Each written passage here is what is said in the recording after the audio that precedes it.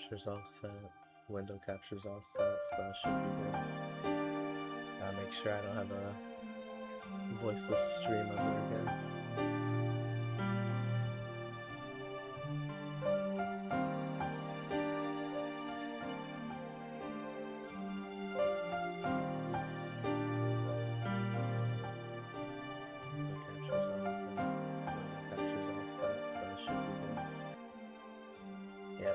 I can be heard just a little quiet, so let me do that there.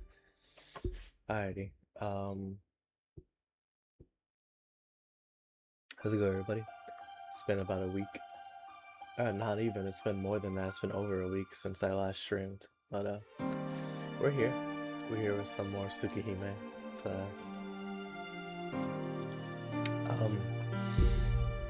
another fly in my room. What the heck?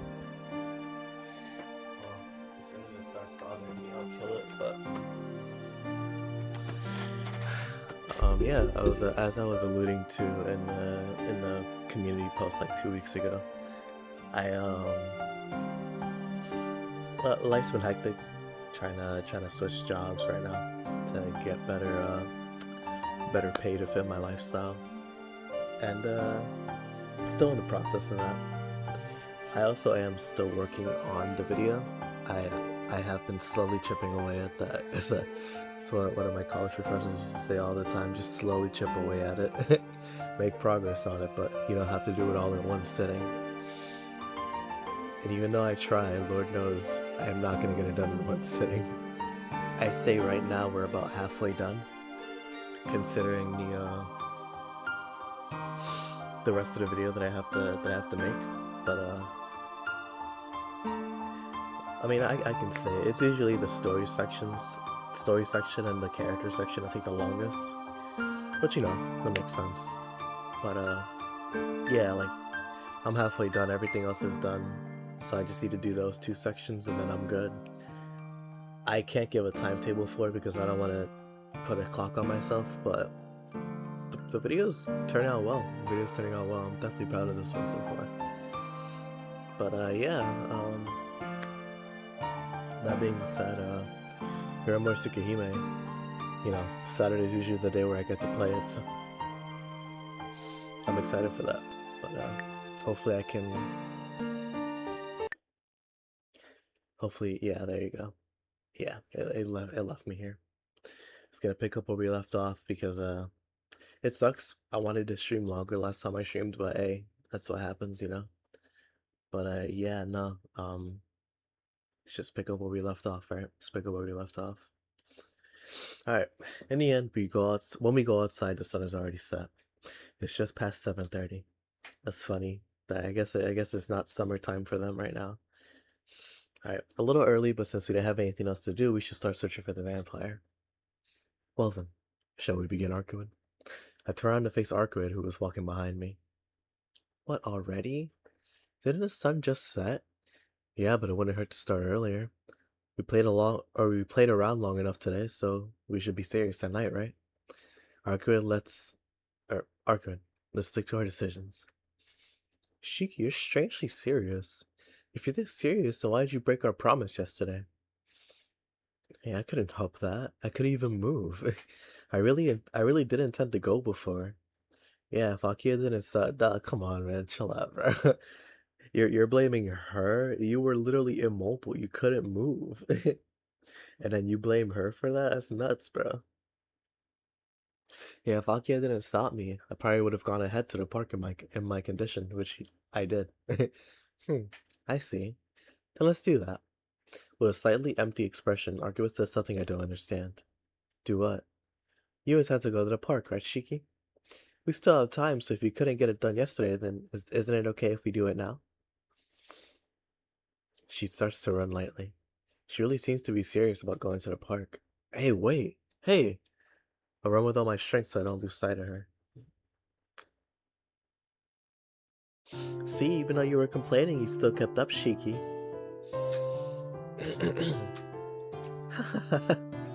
Arcueid laughs.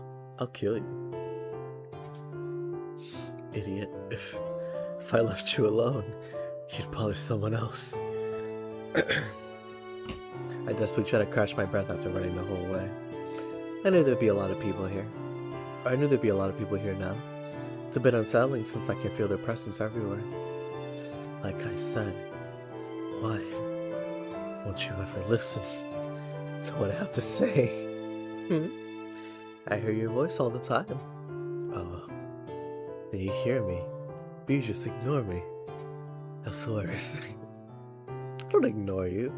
If I answer whenever you scold me, you just call me an idiot so I stay quiet. Oh, then maybe I have a problem too. I still try to catch my breath. From my school to this park is roughly 6. Oh my goodness. Good lord, mama, there goes that man.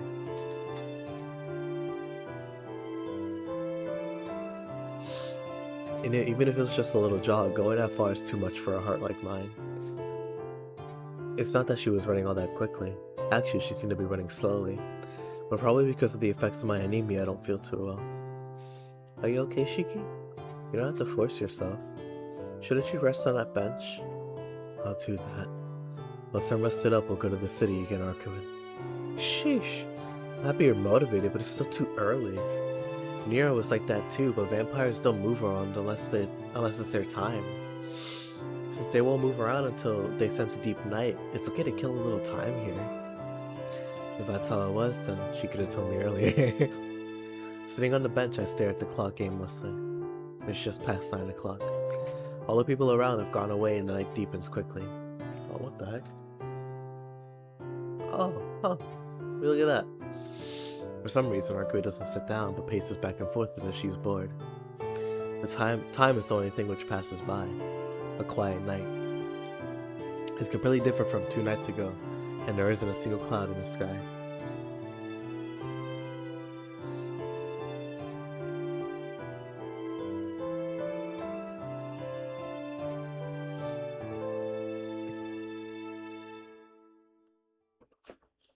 The bright, pure moonlight illuminates the park in Arcueid. Moonlight. Excuse me, sorry, I'm a little sick, so pardon me if I can't, if I sound different. If it was bright as this back then, maybe I could have seen that banished man's face. Wait a minute. I jump up from the bench. Shiki! What's wrong? Did you see the dead?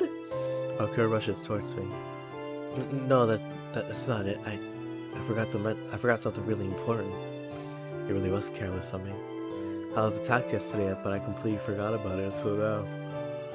Arcueid, I was attacked 2 nights ago by a strange person. A strange person? What kind? Well, that is... I calmed down and I describe as clearly as I can what happened last night.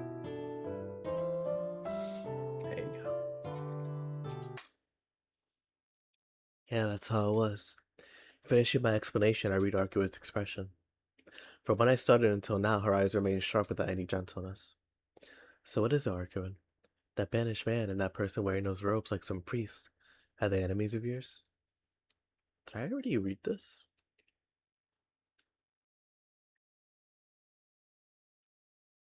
No, I didn't.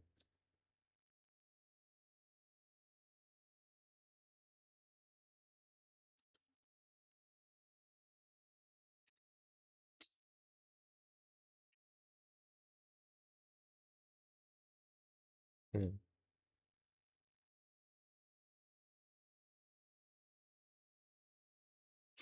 Wonder what those letters up there mean.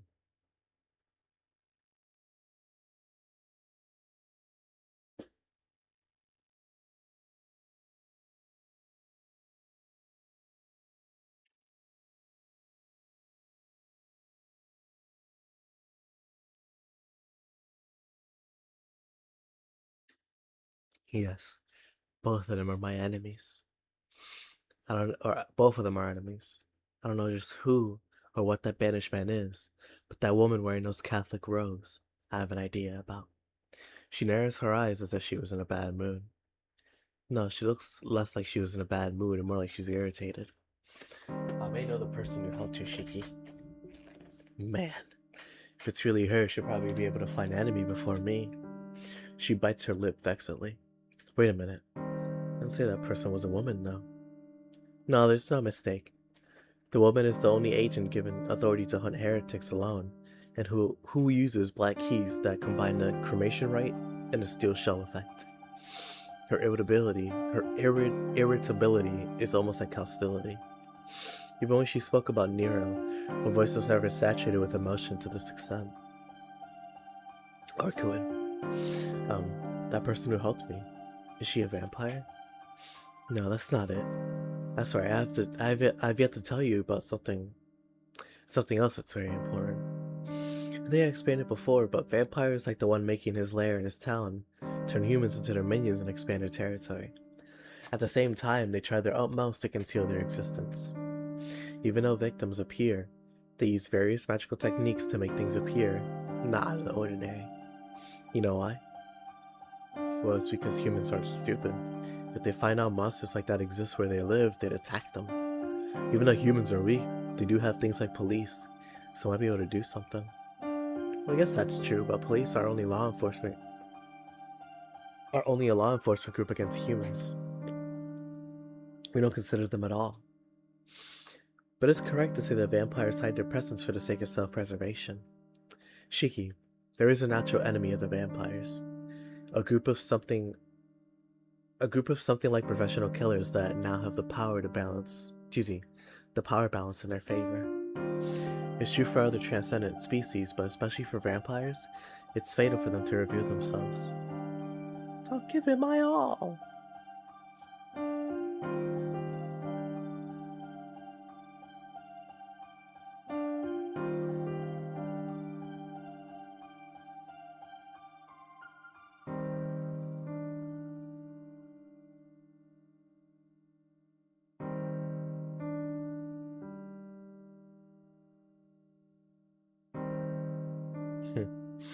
I was being called away whenever I'm doing something.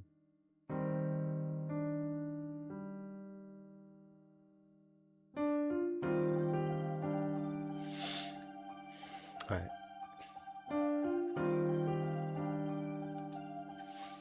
Even if a vampire made a secret kingdom in the village somewhere in the mountains away from all civilization, this natural enemy would definitely notice if victims kept increasing. Vampires exploit the humans in secret for no reason other than self-preservation. The vampire hides their dead victim's body, not out of fear of human society finding out, but in fear of these natural enemies discovering them. Huh? The natural enemy of a vampire? Yet another group of monsters I don't know about. For a normal guy like me, I just want all these unnatural things to stop appearing. What are you saying? The natural enemy is without a doubt you humans. Natural enemies? Us? Yeah. Starting from a long time ago, humans used many kinds of magic. The occult, the magic ceremonies to create an organization. It started to eliminate primates other than humans. The greatest of these is Christianity, the pride of the Vatican. The exorcists. The Catholic Church always viewed non-humans as impurities, but vampires are considered the most dangerous. There are many religious groups in the world, but the Catholic Church looks at vampires with more hostility than the rest. You know, it's almost an obsession. They're so insane I don't even want to mess with them. Arcueid lets out a sigh. The one who helped you was a member of an elite organization that hunts heretics. This group, the Burial Agency, is part of the church. They use their own strength rather than law to deal with contradictions to Christianity. These hidden exorcists are more like professional killers. Priests that go around exterminating vampires, huh? It's so fitting I'm not really sure what to say. Then they aren't like us. They're not like us. And this burial agency is a group whose purpose is to hunt vampires too. Can't we search together? That won't work. Or that won't work. For them, it's enough that someone is a vampire. To them, non-human primates are just evil. Excuse me. Doesn't matter if they suck blood or not. This exorcist may have even just come here to steal me rather than fight the vampire who lives in this city. Sounding irritated, Arcueid starts to pace back and forth again. Things have gotten quite complicated again. Arcueid's enemy is sought after by both a vampire and a group that hunts vampires. What is this? And doesn't that mean she's all by herself? Thinking aloud, I watch Arcueid as she paces back and forth. Under the moonlight, Arcueid appears to be dancing in solitary waltz. Isn't that... Doesn't she have a move like that in Grand Order? Or is it like an OST thing? I don't remember. Let me see.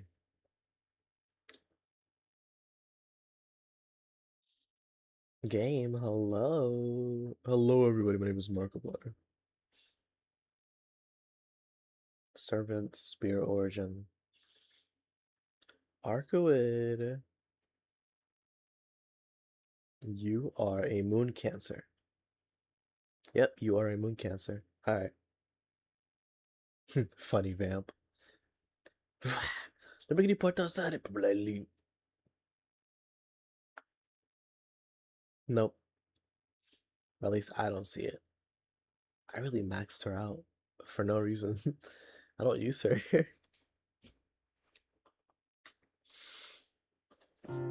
The hand of the clock ticks by. It's been 2 hours since we came here. Whew. Starting to settle down and there's nobody around now. The night starts to deepen. Arcueid, is it alright now? Yeah, it's alright. She agrees with me, but she doesn't really seem enthused yet. You've been acting strange since before, Arcueid. Is something wrong? Not really. I was just concerned about that banishment you told me about. Arcueid sighs as she ponders to herself. Oh, that's right. Shiki, last night someone hit on me here. Huh? I'm saying some guy started to talk to me here. No, I heard you. I thought you said you were thinking about that banishment, though. I was. That's what I remember. Just like when you were attacked, someone started to talk to me. I see. Well, that's good. Just looking from the outside, you are a beautiful person. So if you were waiting around by yourself, it's entirely natural for a guy to talk to you. I give a serious response. Sometimes I'm a little too honest. You think so? So I thought it was an enemy at first, but I remembered you saying something before about how I always stand out. So after studying him briefly, I saw he was just a human. Wait a minute. Don't tell me you did something to the guy trying to hit on you. No, I didn't do anything. I just talked to him a little bit and made him forget about it. But if I didn't remember what you said, I might have. I see. Good job, Arcueid. I guess even you can make distinctions. Of course. It would have to take someone like you to make me angry. She seems to say this with some amusement. Well, it's natural for someone to get mad if they were killed. I sigh as I glance around the park. A month ago. If those serial murders ever started occurring, there would still be young couples around and the figures of students hanging out. But now the only ones talking here are me and Arcueid. It caught me think about my current situation. Since when did Tono and Shiki step off onto the path of such a world? Ah! Hey, see?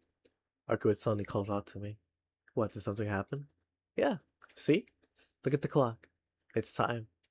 She points to the park's clock while giving a full smile. Looking, it's 10 o'clock now. The promised time. The promise backed only by words, to meet here at 10 o'clock at night. Last night, I got too close to you. The promised time I couldn't keep. My words get stuck in my throat. Why does such a trivial thing suddenly cause my chest to tighten? A serial promise breaker, like Natsuki Subaru. Why does such a trivial thing make her so happy? I really don't understand. I spent all day with her today, but I never felt like she was really a vampire. Let me ask you something. Stop it, Shiki. Yeah, what is it? Are you... Don't ask her that. Am I what? Really a vampire? What kind of answer are you hoping for? A vampire? What's with that all of a sudden, Shiki? It's all of a sudden. I was just thinking. I look away. Huh? I can't tell if you're really stubborn or not. I don't really mind, but that's pretty insulting. Tell me why you're asking that. There's no reason. But at the same time, there's no real proof that she's a vampire either. So, well, you said you don't even like to see blood. What kind of vampire is that? You even said you weren't a full vampire, but a vampire that hasn't sucked blood isn't a vampire, is it? That's not it. Isn't it just that Tonoshiki, deep inside, wishes she wasn't a vampire? Shiki, stand up. Arcueid approaches the park bench. I stand up. Our eyes meet. We're about 2 meters. How far is that?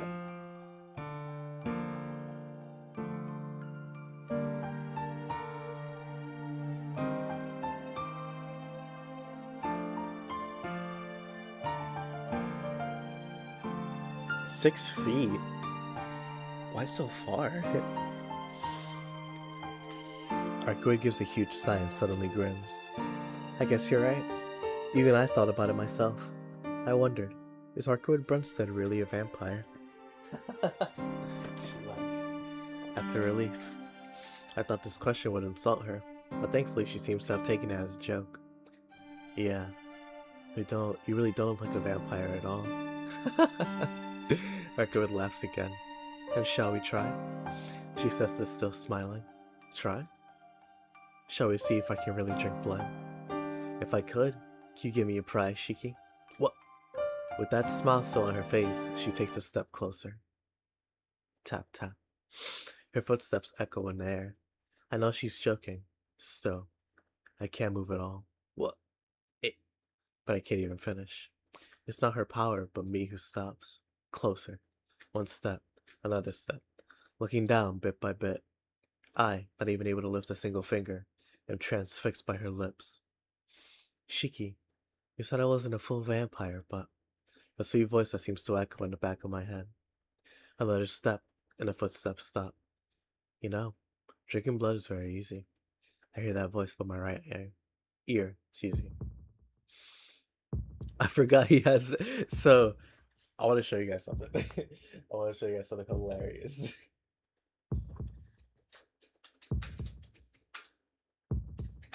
Where is it?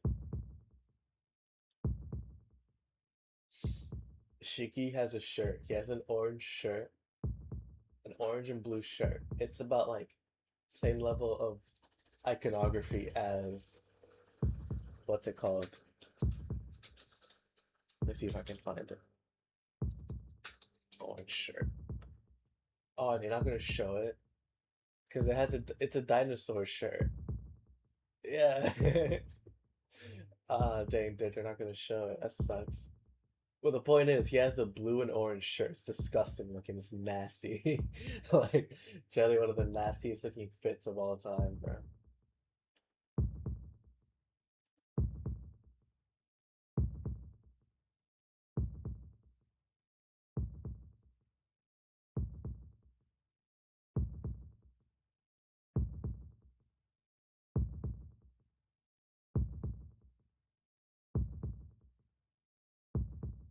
There you go. Okay. Her body weight presses up against. Oh wait, hold on. Let me get my chapstick.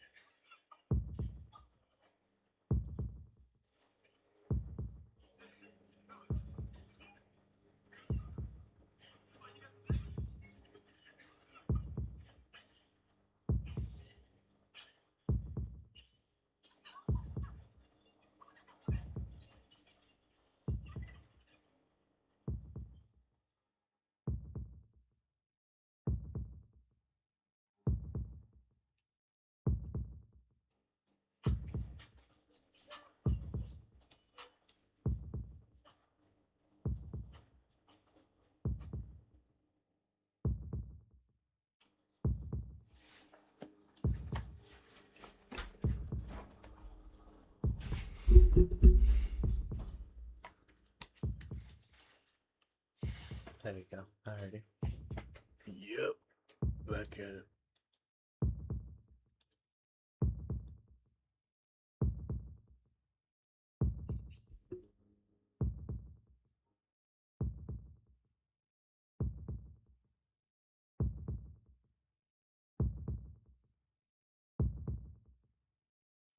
Alright.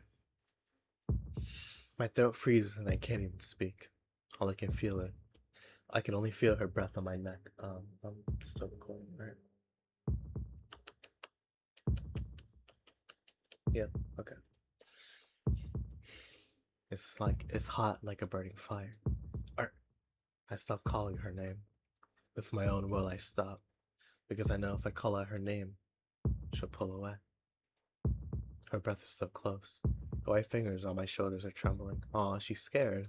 Oh, that's sad. Wait, because like, I know she cares for Shiki and she doesn't want to do this, but she still has to present herself as a vampire because she can't let that weakness be abused. But she likes Shiki. Why? I'm still trying to understand that. I think it's just like he's so different from what she's used to, I guess, and also he's interacting with her. I don't know. My mind is blank and I'm not scared at all. But Arcueid is the only one shaking. I can't see her face.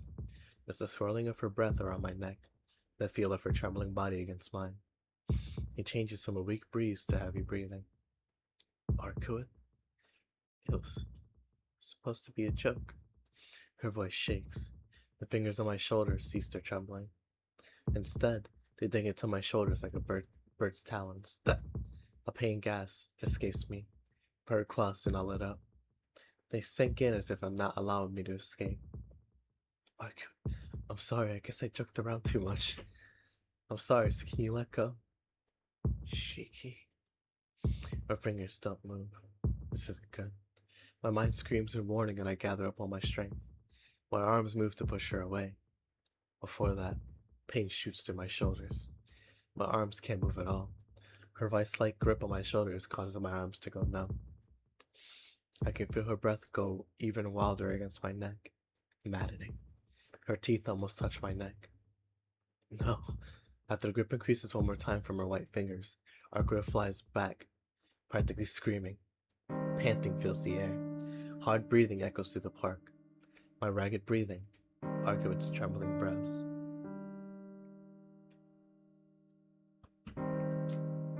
Shiki.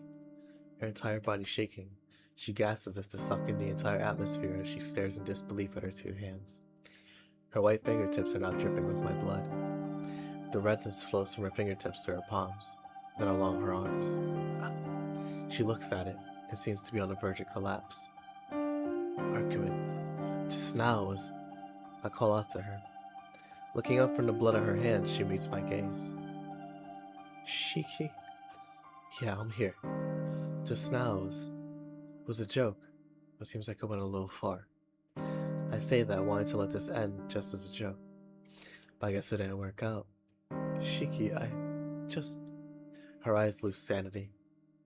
Got very thirsty. Her convulsions become deeper, and even now she seems like she'll crumble to the ground. Please go home, Shiki. Hey, Arcueid! With that, she starts to run.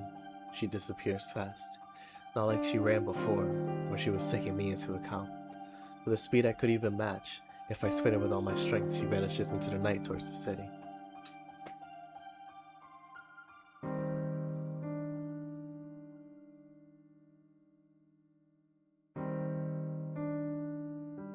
Wonder why that would skip.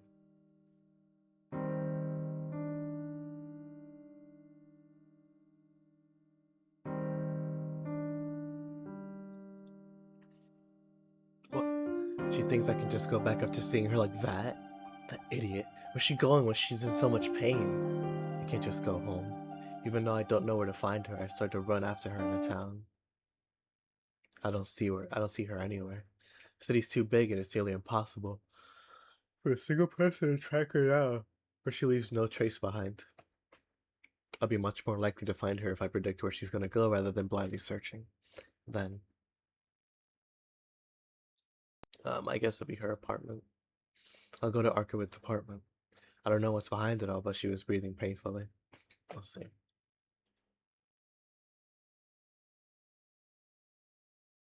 Oh, that's a bad end. Oh well, Salavi. Rather than trying to hunt the dead, she might have just gone back to her room.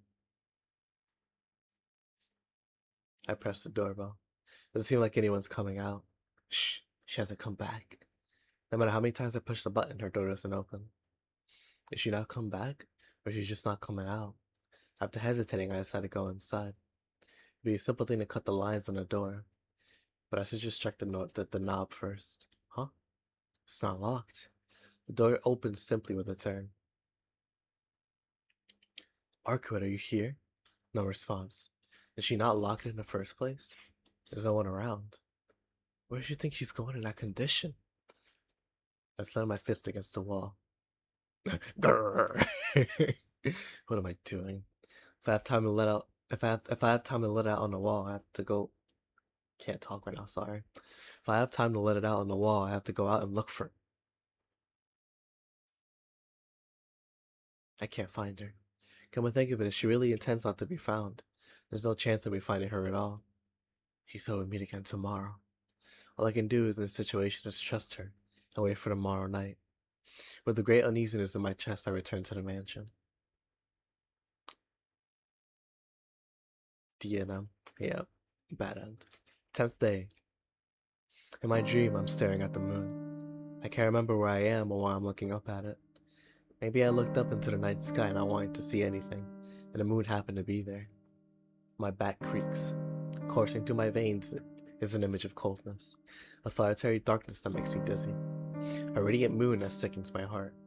Strangely, the overwhelming coldness feels more like a sense of nostalgia. Shiki-sama. I can hear Hisui's voice mingling with the moonlight, the morning light. Shiki-sama, it's time. Please wake up.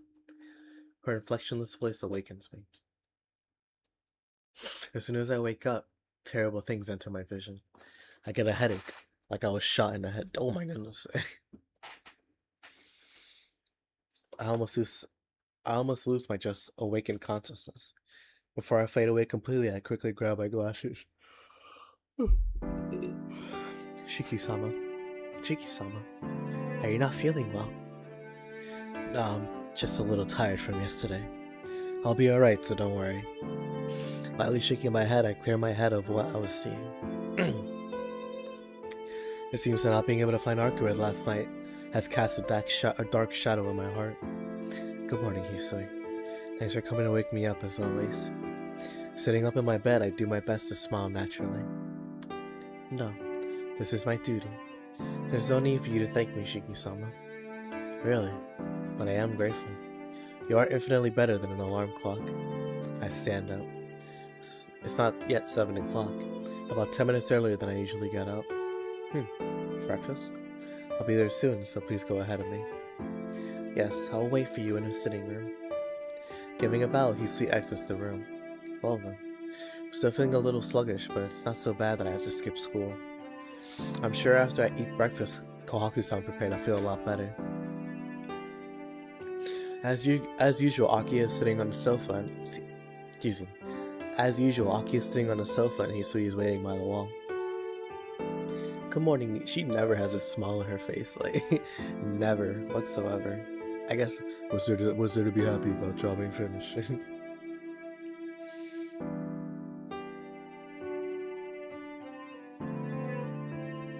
I know Shiki's like 17, but...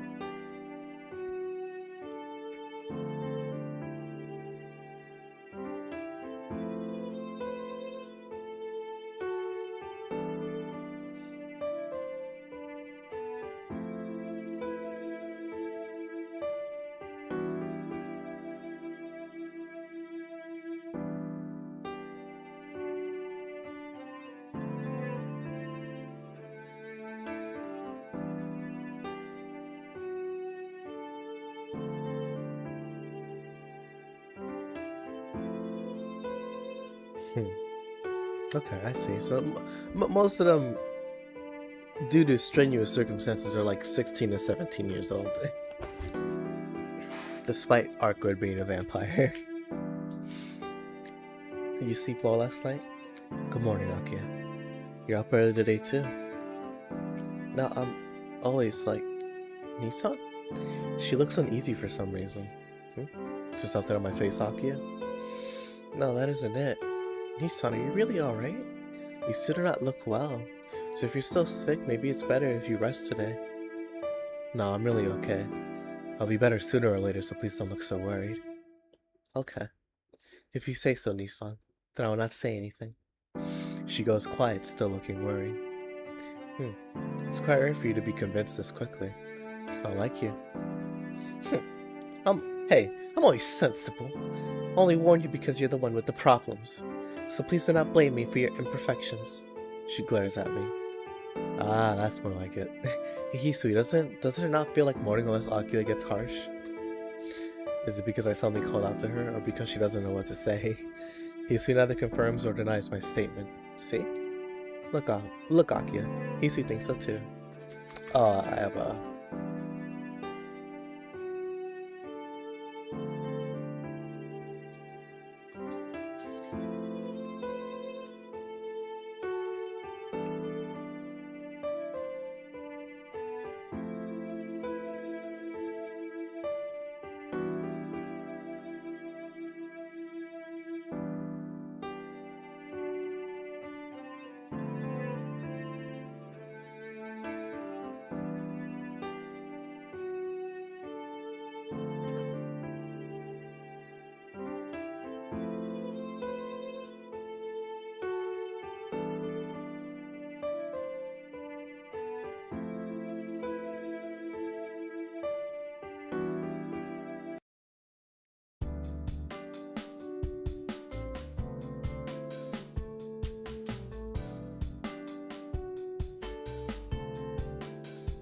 What the heck? Okay.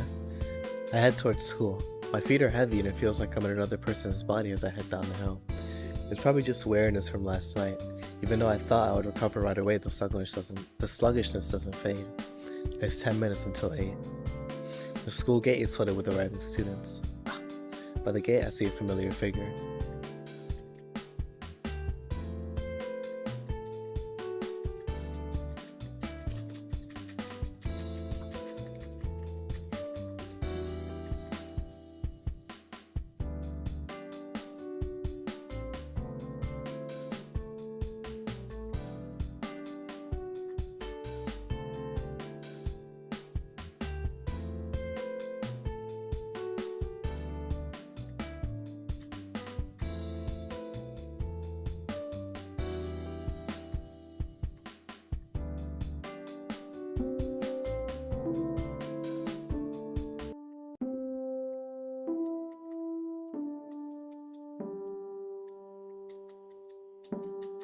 Yeah. Okay. This is it's the same. Oh, whoa, hold on. Actually, wait.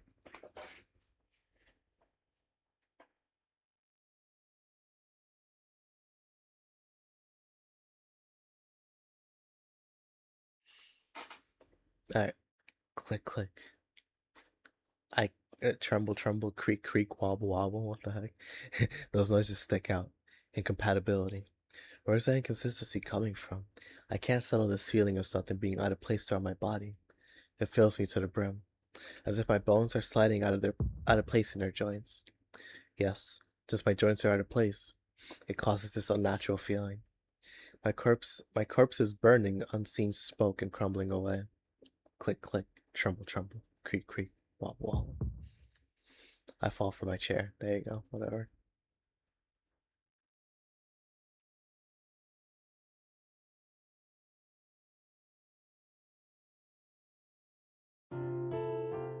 I still love her outfit. It's so cute. Like, oh, so cute. Yeah, this is all the same.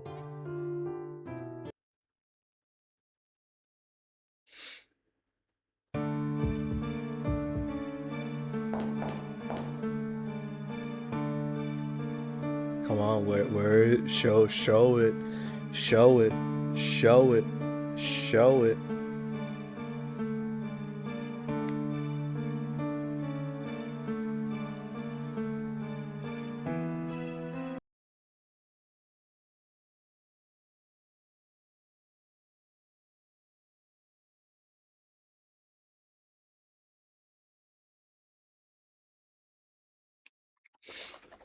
Yeah, it was mostly the same. Learning with CL too. Huh? I thought I was getting a phone call for a second.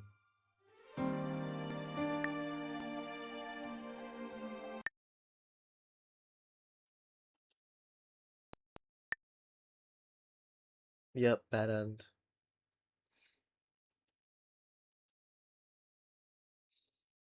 Alrighty, well, I got that, so.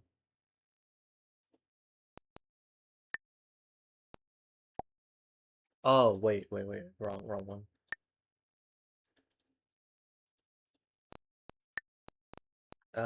Okay, let's go to the school then. Yeah. Oh, is also a bad end? I guess we'll see. Concerned about what happened this afternoon, I come to my school. Thinking back, Arcueid was strange when we were here earlier. There's no logic to it, but if she's just wandering around, I think she may end up here.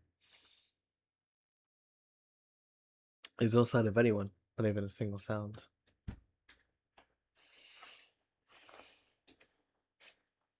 But still, I feel like there's someone in the building. Something. Without the presence of the sun, the school building has changed into an ominous place. Let's go in, Shiki. Or let's go in, Shiki. I don't have time to hesitate. Encouraging myself verbally, I walk inside the building. There's no one on the first floor. I feel a numb sensation around my neck. Ignoring it, I walk up to the second floor. I arrive on the second floor. No one here. No one here. No one here. But on my back, a soft, cold sensation like the belly of a snake covers me. Who's there? I whirl around. I think I hear a stabbing sound. The next instant, my chest is sliced open. Blood flows forth. I'm stabbed from behind, as if to open my old wound.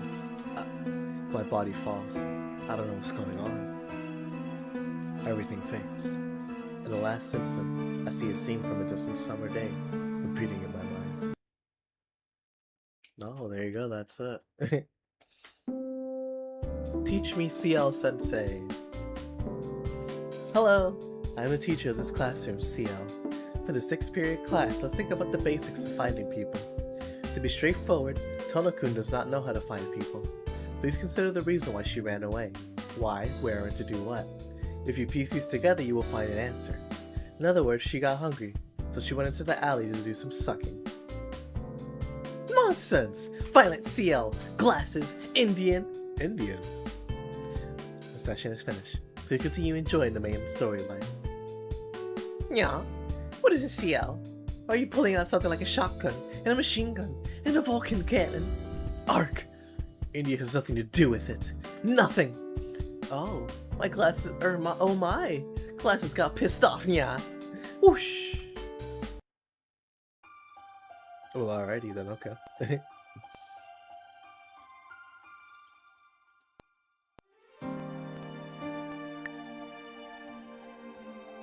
Porn. Flowchart, there you go.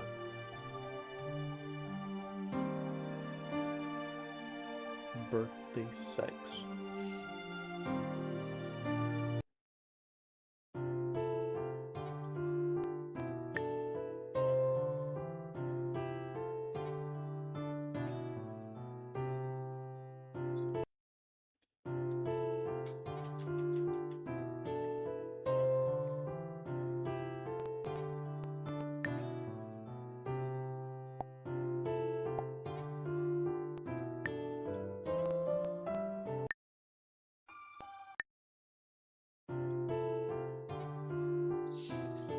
Oh.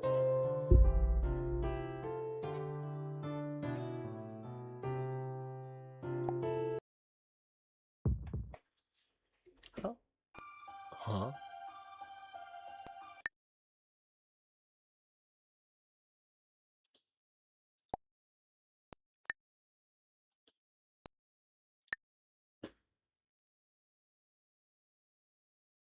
What happened?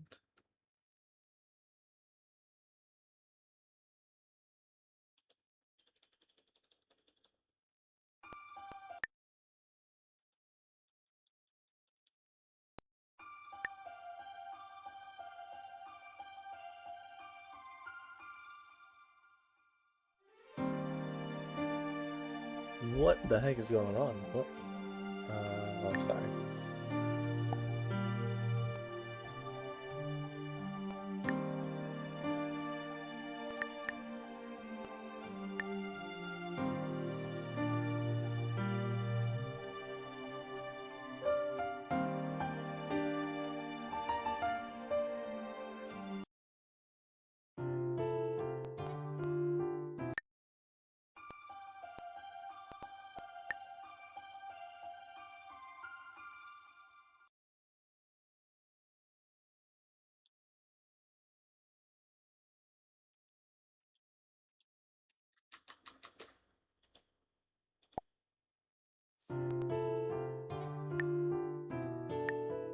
There you go.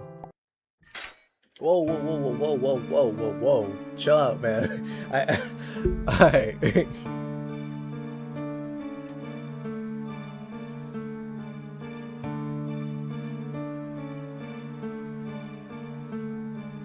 you go, okay. I'll search the shopping district.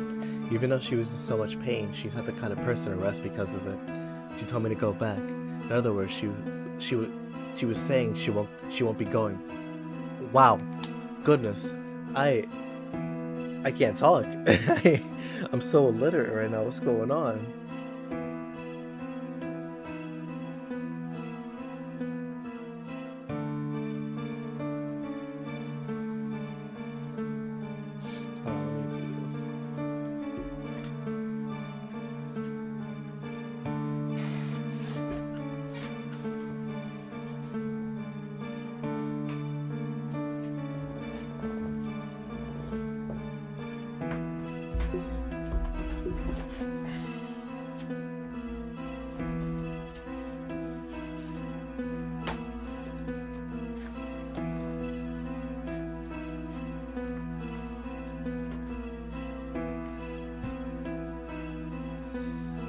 Okay. She told me to go back. In other words, there you go. In other words, she was saying she won't be going back. I think she plans on finding a vampire herself. Then, I'll go to the shopping district and find a vampire or the dead before she does. Arcueid can't find them, and I can spot the dead if I take off my glasses. Alright. Taking off my glasses and grimacing from a slight headache, I run to the shopping district. The pain races through my forehead. I'm not particularly concentrating on looking for lines, but it seems running through town without my glasses on is a huge burden on my brain. Damn it! I'm not finding anything. All the people walking through the shopping district have normal lines on them. I don't see anyone painted with disjointed scribbles I saw before. Ow. I rub my temples with my fingers. As long as I have my glasses off, this headache will only get worse. But still, I can't give up this easily. Taking a deep breath, I start to run through the shopping district once more. I start to pant from exhaustion. The exhaustion from running coupled with the pain in my head makes me nauseous. No matter how many times I run around, I can't find any dead or anything out of the ordinary. Lifting up my hand to my forehead, I feel a feverish heat. It really does not feel like I have a high fever. Damn it, I'm not done yet! I tell myself this as I start to run once more. And then, not here but somewhere farther away. In a narrow alley between two buildings, I can see something like sparks flying in the air. No, more accurately, it feels like the points of death are just shooting forth and disappearing. There's no mistake. It's exactly the same as when Arcueid defeated the dead before. She, in that condition, is fighting by herself. Found her. Forgetting my pain and weariness, I dash towards the alley. The entrance to the alley. I run to the narrow path between the buildings. Death is flying through the air and fading away. How many is she fighting? There's an enormous amount of it. I can hardly bear it. As I run to the alley, my spine groans in protest. As if a saw was slowly but surely slicing through my spine. A pain works its way from inside me. My instincts scream at me. I say where I'm going is too dangerous and I have to go back. Shut up. But that goes without saying. The amount of death there isn't normal. Inside I know something terrible is happening inside this alley. But I can't turn back now. I can't leave Arcueid alone. If I run away here, she might go off and die. I can't shake off that feeling and I enter the alley filled with death. What? My mind freezes. What I see is surreal. Scattered all across the ground are the figures of numerous people. Faceless, limbless, their stomachs sliced open. The corpses bathed entirely in crimson. On the wall, on the ground, the ground, even on the moon overhead. Everything here is just red. A dull, sickening sound. The last human shape full of lines expires from her hands. With a single hand, she smashes the head of the dead into the wall, squishing it like a tomato. As if not satisfied, she tears the headless body vertically in half and smashes it onto the ground. Arcueid. What is that hyphen, or not hyphen, dash supposed to mean whenever they do that? Is that meant to be like a pause?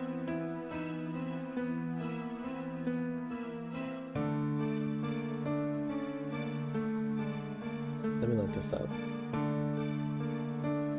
Well, not a hyphen, but like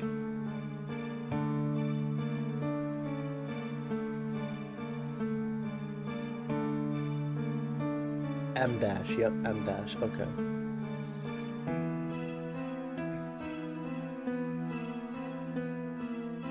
Yep, it's a pause, yep. Have you guys seen that new Ghost in a Shell anime? It's pretty good. Science Saru's animating it, and it's hard for me to keep up because I don't know much about what's it called? Ghost in a Shell, but I'm enjoying it. There's also that new anime, what's it called? Chainsmoker Cat. Really weird. Really weird. But I'm still watching. Well, you're still listening.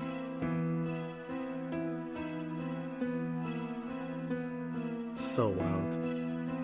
He's really... Jaylen Brown is a Philadelphia 76er. Like, that's insane.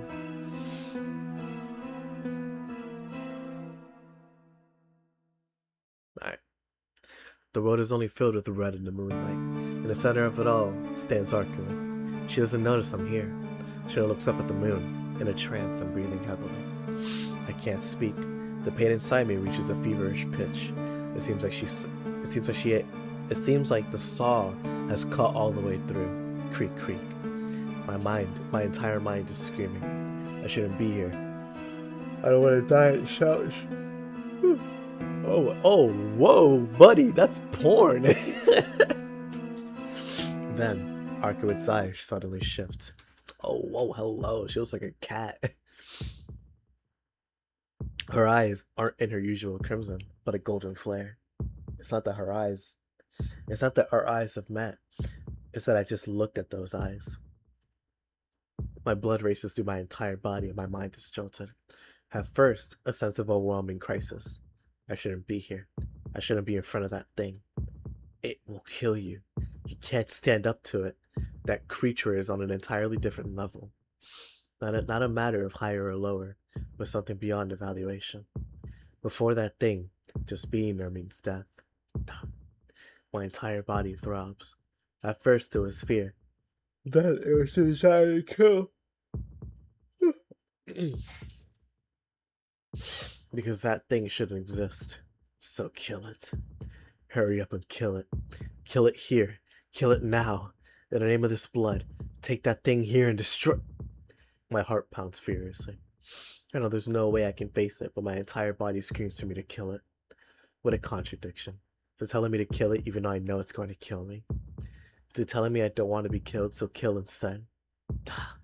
No, I'm not here. Those eyes. I must not look at those golden eyes. I know this, but I can't escape her eyes. When I look at you in your eyes, see there's something burning inside you. Oh, inside you.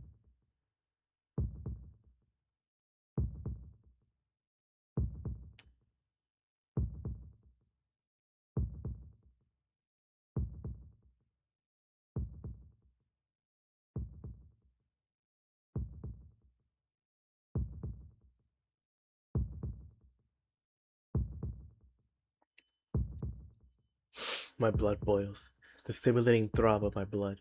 But there's something else that tries to burst out through my consciousness. He's bricked, huh?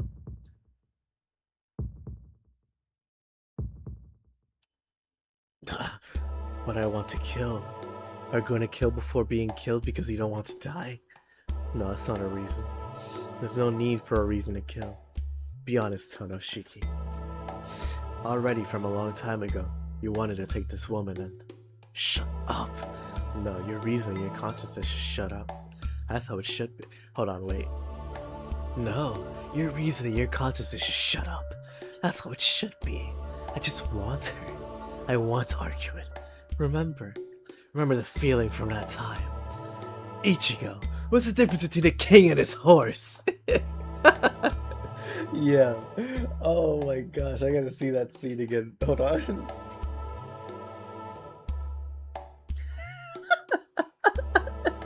Instinct! Between a king and his horse.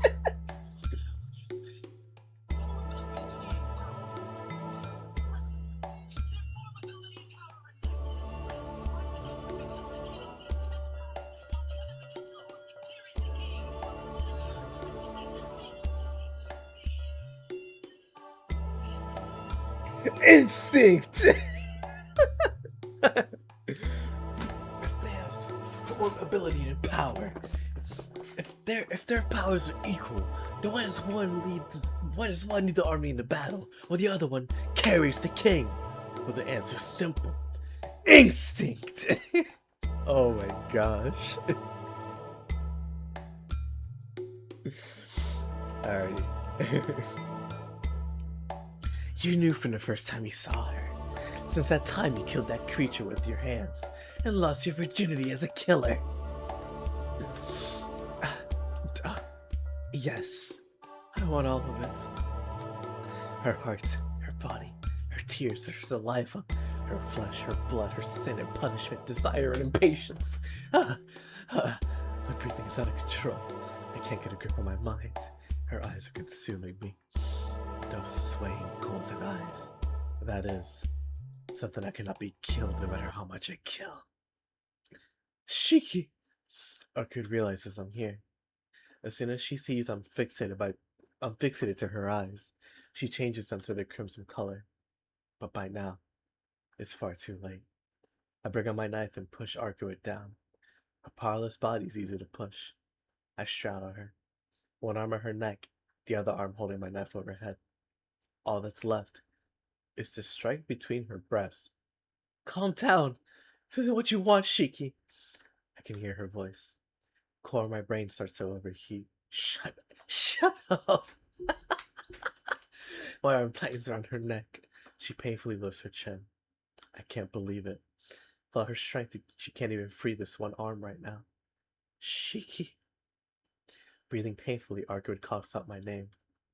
My heart beats hard in my chest. I pant and pant. My breathing is out of control. My vision is blurry and indistinct. The fire inside me. I have to release it right away. Yes, please. Please skip it.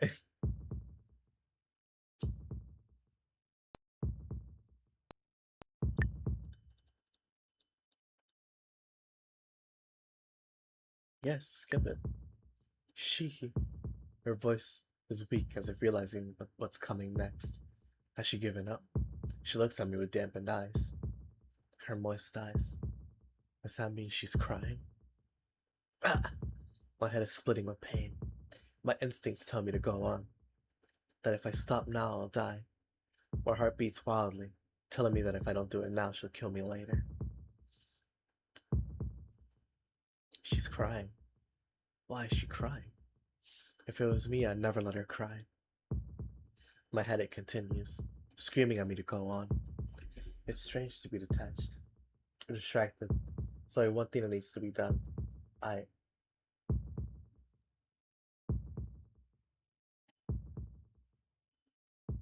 I'm not gonna hold you, man. I'm not trying to be a rapist, so I'm gonna be normal. I'm going to be normal. Yeah. Uh, yeah, there you go. I can't do it, Squidward. I can't do anything she doesn't want again. Once I gave in to this headache and I killed her. That's why. Never again. Instinct! I can't lose to myself and make Arcueid cry. Even if this headache tears me apart, I won't do it. Ugh. I pull back from her body. The headache disappears and my heart returns to normal. The urges rampaging inside me have also disappeared, and I finally start to comprehend what I just did. What have I? I can't believe it. But the memory is all too clear. I pushed her down, how I choked her, and held my knife over her. And the disgraceful things I did. Oh, ew, man, that's nasty. I don't know what to say. Arcueid adjusts her clothes and stands up. I don't know how to apologize. Just saying sorry. How can that make it up? Arcueid, don't worry about it. I'm the one who should apologize. She looks away uncomfortably. What are you saying? I was the one who did something wrong. If only I had been stronger, it never would have happened. No, I don't think it was something you could have resisted because you saw my mystic eyes. Huh? Mystic eyes? Like Nero's eyes? Exactly. I was insane earlier. I was so thirsty I couldn't control myself. That's why I found some of the dead and tried to replace that urge with the urge to destroy to stave it off. Back then I was unable to hold myself back, so that's why you saw my mystic eyes when you came. Certainly I felt odd for the time I saw your golden eyes, but that's just that. I, with my own will. No, that's wrong. Shiki, my mystic eyes of enchantment completely captivate whoever looks upon them. I think that's why you started to feel all those sexual desires. Icky. Very icky. That can't be right. Because even if she wasn't controlling me, I might still like her.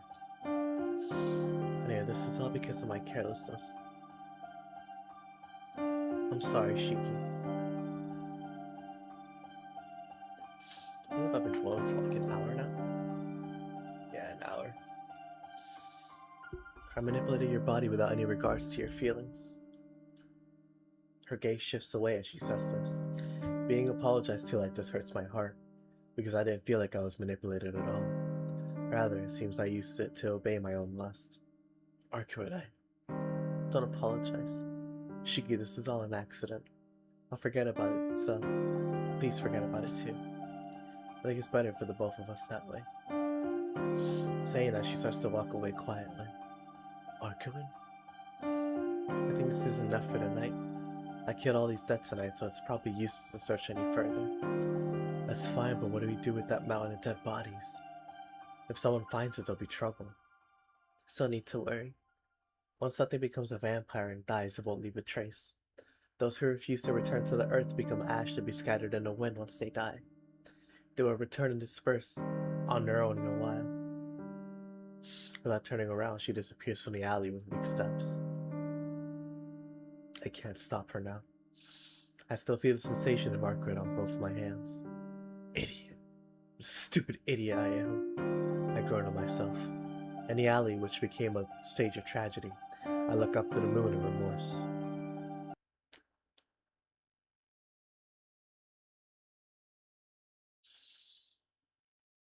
Vermilion Crimson Moon, Day 2. Excuse me, Day 10. Sorry. Arhigo! Oh my gosh, Arhigo.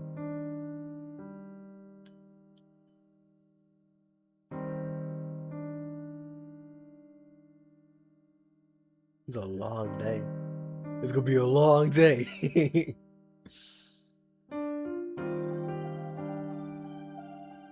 very long day now thinking about it.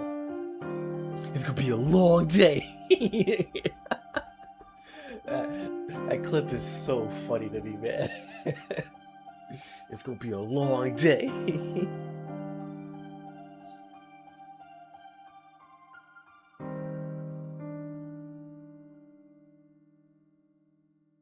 Nas is like half man, half amazed, and the poetry's deep I never felt.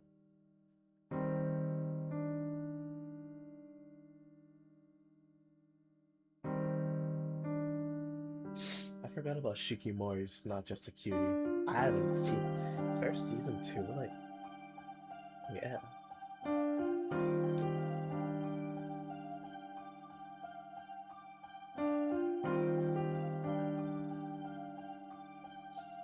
That was 4 years ago? Are you serious? That came out 4 years ago? Wow, that's nuts. Wow, that does not feel like 4 years ago. That's insane. Hey man, wow, that's insane. Okay. It's morning. Open my eyes and put on the glasses near my bed. Looking out to the window, I see a cloudless blue sky. Even though a flawless morning greets me, I can't help but feel down. There's no need to wonder why. What happened with Arcueid last night sticks in the back of my mind, and the accompanying guilt trips me, or troubles me. She said we should just forget it, but I can't forget such a thing.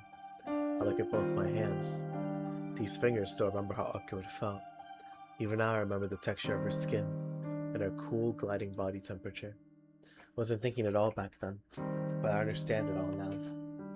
After doing such a thing, Arcueid said to forget it, pretend like it never happened. But while I regret it totally, I can't even forget one little bit of it. What I regret is not being able to control myself back then.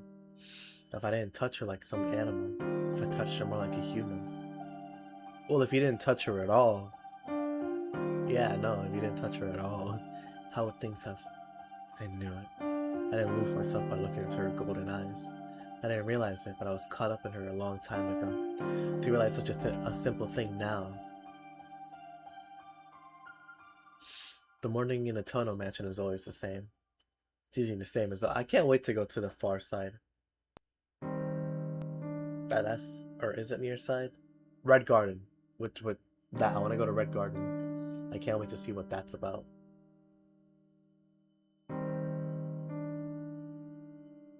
But it starts here.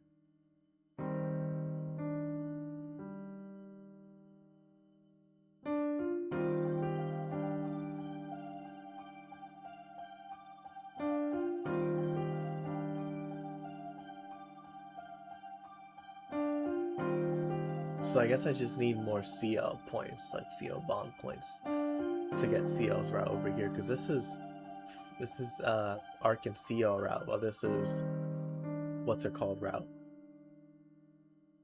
Akia, Hisui, and Gohaku route.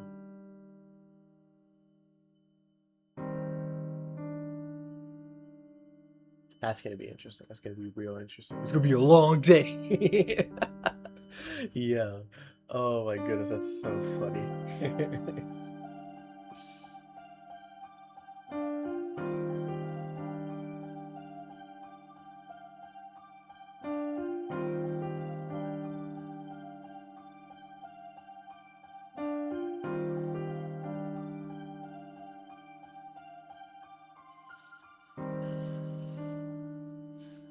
The morning in a tunnel. Yep, whatever. Hisui comes to wake me. Aki and Kohaku-san are in the sitting room. And we greet each other briefly before we go to school. The same as always. Yet I feel so empty. I can't even respond properly when people talk to me, and I leave the mansion vacantly. The students streaming through the gate are all bright and cheerful. Oh yeah, today's Saturday. My sense of time has totally disappeared since Arcueid came into my life. The first time I met her was on a Friday. A week ago in the morning. She was waiting for me at the intersection in front of the school. She was smiling, I think. When I think of it, she was smiling. She was smiling, even though she was waiting for the one who killed her. She was waiting for the killer Tonoshiki with excitement in her eyes. I wonder why. If she comes tonight, maybe I'll ask her. After thinking aloud, my spirit sinks further. she probably won't come to the park. The, the feeling that last night was our final meeting turns over in my mind. My heart is heavy and everything else simply feels empty. I may, I may not ever see her again. The regret hangs around me like a leaden chain. I sit at my desk. It's about 5 minutes until homeroom starts. I stare outside blankly, not wanting to do anything. Yo, delinquent! You skipped class yesterday. What the heck were you doing, Tono-kun? I let out a heavy sigh. Usually I would, but today I don't feel like talking with Arihiko at all. What's with you? You don't look happy at all. You didn't come to school yesterday, now you come back an empty shell? If you're like that, school's no fun. Arihiko slumps his shoulders exaggeratedly. Arihiko. Sorry, but can you leave me alone today? If I'm not here, you can always talk with Senpai. Actually, isn't that better for you? Huh? Senpai? I don't know any third-year students. What are you saying? CL Senpai's in third year, not second. Well, sometimes she thinks she's younger, but Senpai's a senpai after all. Shio Senpai? Who's that? Are there any foreign students at our school? He seriously tilts his head in thought. What are you saying? Senpai's Japan... No, wait. No one ever said she was Japanese. Well, no one said she was, but everyone called her CL Senpai. That's what I'm saying. Who is this senpai? What's wrong, Tono? Are you sick or something? I can't hear his banter. Well, that's right. Why did I realize such an obvious inconsistency? CL isn't a Japanese name at all. Even though I know her, I don't even know her full name. I don't even know what class she's in. To begin with, when I first met her, but I feel like I knew her for a long time. My chair clatters as I quickly stand up. What's wrong, Tono? You've been acting too funny. I'm going to the office. Sorry, but please say that I'm here during attendance. Turning away from Arihiko, whose head is tilted in confusion, I dash out of the classroom. I investigate the third-year roster for the name CL, but as expected, it isn't anywhere to be seen. To be sure, I asked teachers in the office, but none of them remember CL Senpai. The end of classes. Being a Saturday right after our homeroom, all my classmates scatter and run out of the room. Saturday's finally here, but I don't feel like doing anything. Feeling like the dead, I walk home by myself. Welcome back, Shiki-sama. Hisui greets me as I return. Even though she's waited all this time, I can't even return a greeting and I go to my room. After dinner, I return to my room. It's close to the promise time with Arcueid. Shall I be going? I don't even know if she's coming. But still, I sort of never broke a promise again, so I have to, yeah, she will kill you if you do, so I'd rather not risk that.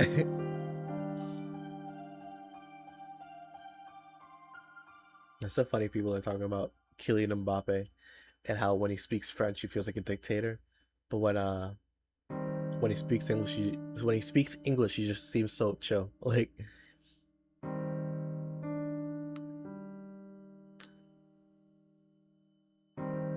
true that. One in a chamber who almost shoot at.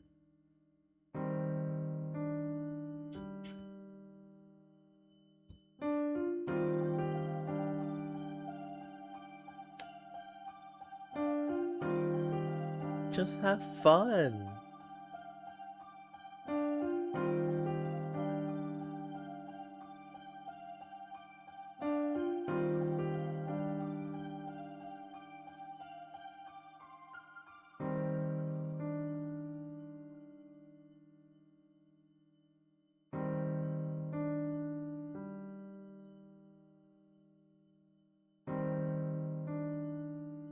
There you go. All right.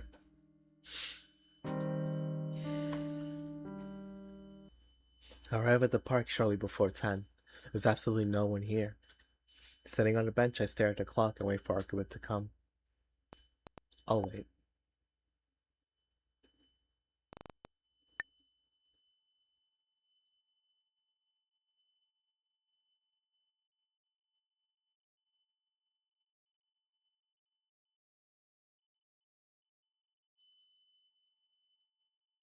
It's now 11 o'clock.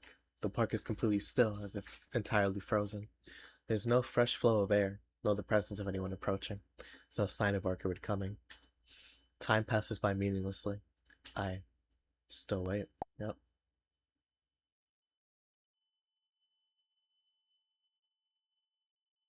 Let the game crash for a second, even though this is both what's it called.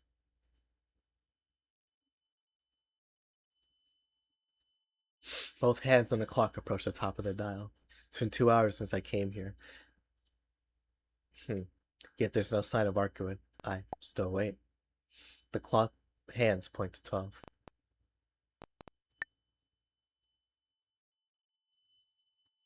It's 2 hours past the promised time. Whew. I slouch on a bench and sigh. She might not come after all. I don't know. I don't know, but I don't feel like going back. Yeah, I'll wait until morning, because that's normal. Damn it. I lie on the bench in frustration. And then... Huh? Wait a minute. I think I saw a flash of white behind the rest area. Besides, it moves back as soon as I saw it. I stand up from the bench and stride towards the rest area. As if it knew it couldn't hide anymore, the white figure shows its face. Ah, you found me! Arcueid appears more cheerfully than ever. Arcueid, huh? What? You... What? You really came? I blurt that out because I still can't believe it. Of course, we promise. I came about 10 minutes before you did. She looks the other way. 10 minutes before... But... I came before 10 o'clock. And she came earlier? Why? If you were here before me, why didn't you tell me you were waiting there?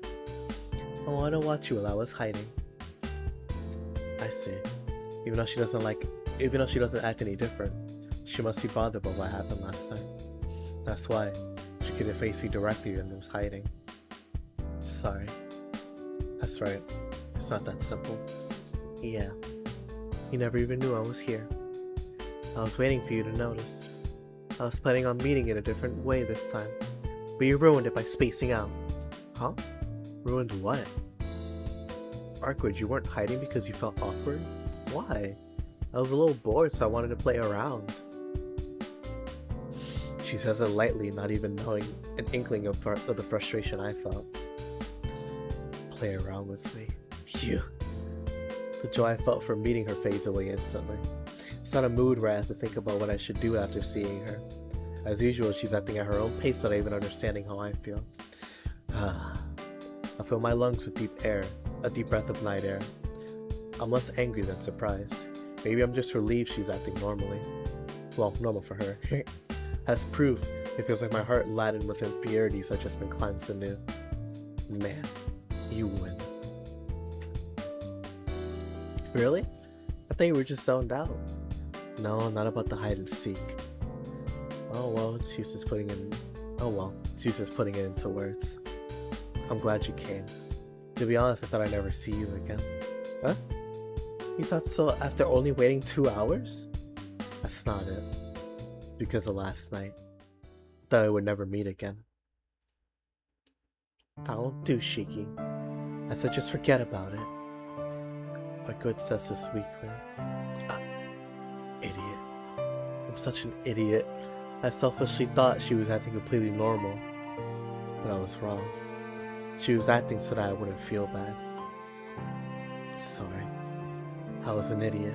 I don't have any right to yell at you anymore. I said it's okay. If anyone's to blame, it's me. Just forget about it. Isn't it not better for the both of us? He tries to fool us both by speaking cheerfully. Fool us about last night. Fool us about how bothered she is. But telling me to forget it with that expression. How can I forget? No. I wasn't apologizing for last night. I'm an idiot because I can't forget about something I should forget. Shiki? Since this morning, all I thought about was you. All I could think about was how I should apologize to you and what to say after I saw you. So I can't just forget about it now. Arcueid looks away. I can't look at her either. After sensing I said something I shouldn't have, I can't look into her eyes now.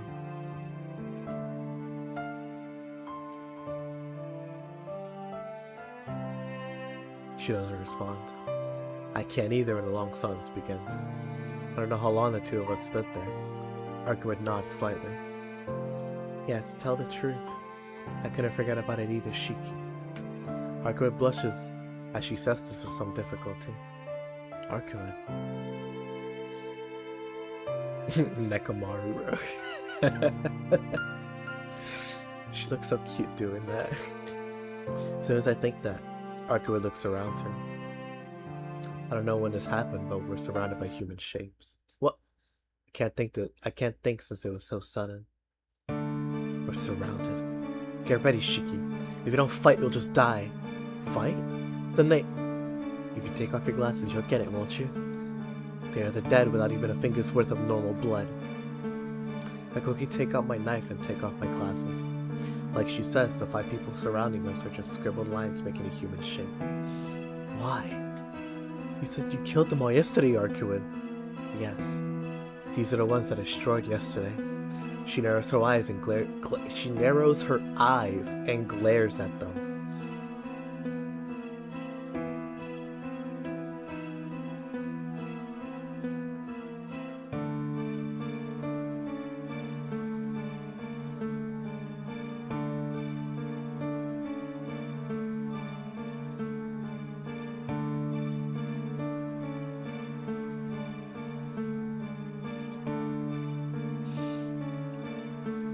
They advanced sluggishly. Then they were only pretending to be dead? Of course not. I'm not weakened enough to be fooled by such tricks. But the fact that I made a mistake can't be excused, and I make sure they dissolved into ashes at the end. Shuffle. They closed the circle around us. My fingers grasping my knife tremble a bit. To be blunt, there's no pressure coming from these dead. Compared to a monster like Nero, there's practically nothing. But 5 of them. Can I fight this many dead? This many things who were once human? Shiki, if you hesitate, you'll die. They are no longer alive. Once they have their blood sucked away by a vampire and become the dead, they can no longer return. They are just dolls used by the vampire. There's no sin in killing them. I hear her voice from behind me. It seems she moves to protect my vulnerable back.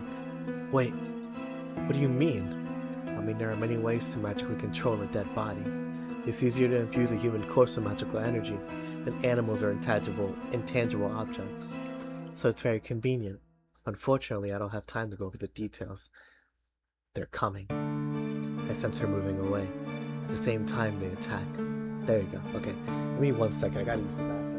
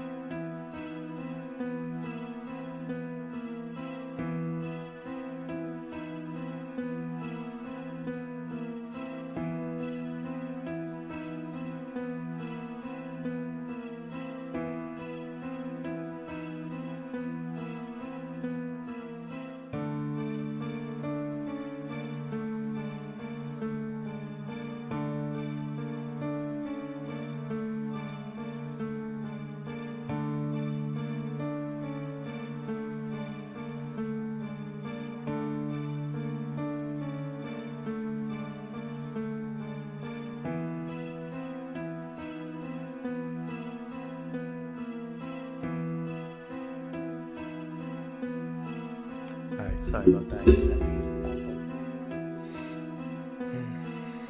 Okay. I lost my glasses when I went over to the beach like a week ago, and I have to use an old pair, but they're really annoying because they're super big, so it makes it hard for me to read. So I apologize if what's it called? If I'm stuttering or anything like that.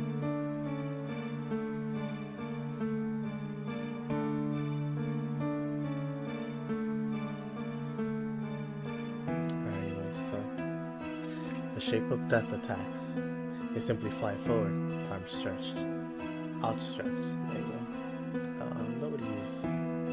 Nobody's like comments or anything, right? Let me see. Yeah, nobody comments. Granted, I'm streaming I stream super early, so I'm not surprised. But there you go. I take a huge leap to the side to evade their attack. Then I sense something terrible behind me. Why? I pull around with all my strength. There, one of the dead is trying to punch me. The dead's body is almost devoid of places without lines, which lets me slice anywhere on its body. What's more, its movements are incredibly sluggish, far easier than anything that came out of Nero. The dead charge me. I can kill them with ease. Evading the swinging arm, I aim for the first one's unprotected lower left abdomen. In the line of blood vessels there, I stare at the heart caught at its point. Damn it! Thrash. The knife doesn't reach its target, only slicing its upraised arm.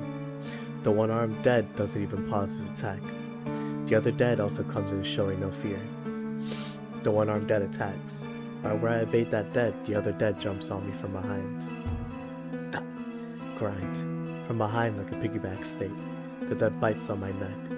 Not to suck my blood or anything like that, just like a beast trying to kill its prey by biting its neck off. Get a human mouth bite through her neck. The dead's mouth is shallow. It bites with its front teeth other than its back. As a result, the dead's teeth actually break off. Oh goodness, that's nasty. Even still, it tries to bite through my neck with its flat mouth. It doesn't really hurt, it's just mouthing you, it's just teething you. It's just disgusting. The one-armed dead walks towards me. I have to kill the dead behind me or I'll die. The method is simple. As it tries to continue biting my neck, I can just slice my knife through its face. But that means I'm going to kill. I understand. They're human. They're even living. But I still feel it's wrong. How naive. Even if they are corpses, they have shapes of humans, and they move like them. It still seems mistaken to kill them as another human being. Shiki! I hear Arcueid's voice as she deals with the other 3 dead. Without thinking, despite the one in front of me, I look over at her, and I see something terribly unbelievable. Arcueid is wounded. Even though they move so sluggishly, it would only take her a second to kill. Arcueid is being pushed by those dead. She breathes heavily. Her footwork is also unsteady, and she's having difficulty evading those attacks even I can evade. The dead rips into her arm. She counters. She tears the body in two from the head to its waist. Both halves crumble to the ground. At the same time, the other waiting shades of death pounce on her. With a crash, she lands on her knees. I can tell she's breathing wildly from the distance. There, the 2 dead attack. They kick her kneeling figure in the face and make her collapse on the ground. Stop! After that, they carry a dull, expressionless smile as they get on top of her. Stop! She lies there, arms outspread like a cross. Just like when I did those disgraceful things to her last night. I can't say that. You know what? Lord forgive me. Stop it, you fucking bastards! Stab. I cut through the face of the one behind me, still trying to bite me. I pierced the lower right abdomen of the one in front of me, which had strangely paused. I don't know if anyone's watching this. I usually try not to swear in like my normal life. So when like a game requires me to do so, I'd rather not, but I will if I have to. It's not a reflection of me. I don't, at least I don't assume it is.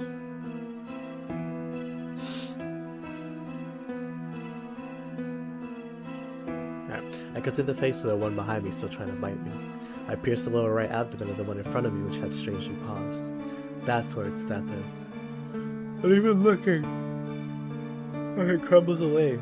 I turn around and kill the faces dead behind me. I run. The ones around her realize I'm coming up and get up to attack.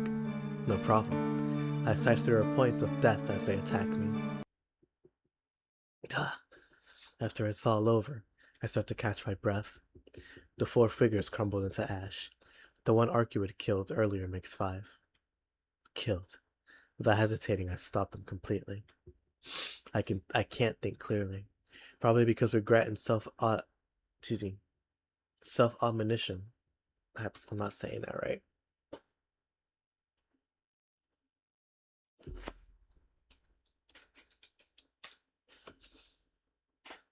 Admonition. Admonition, there you go.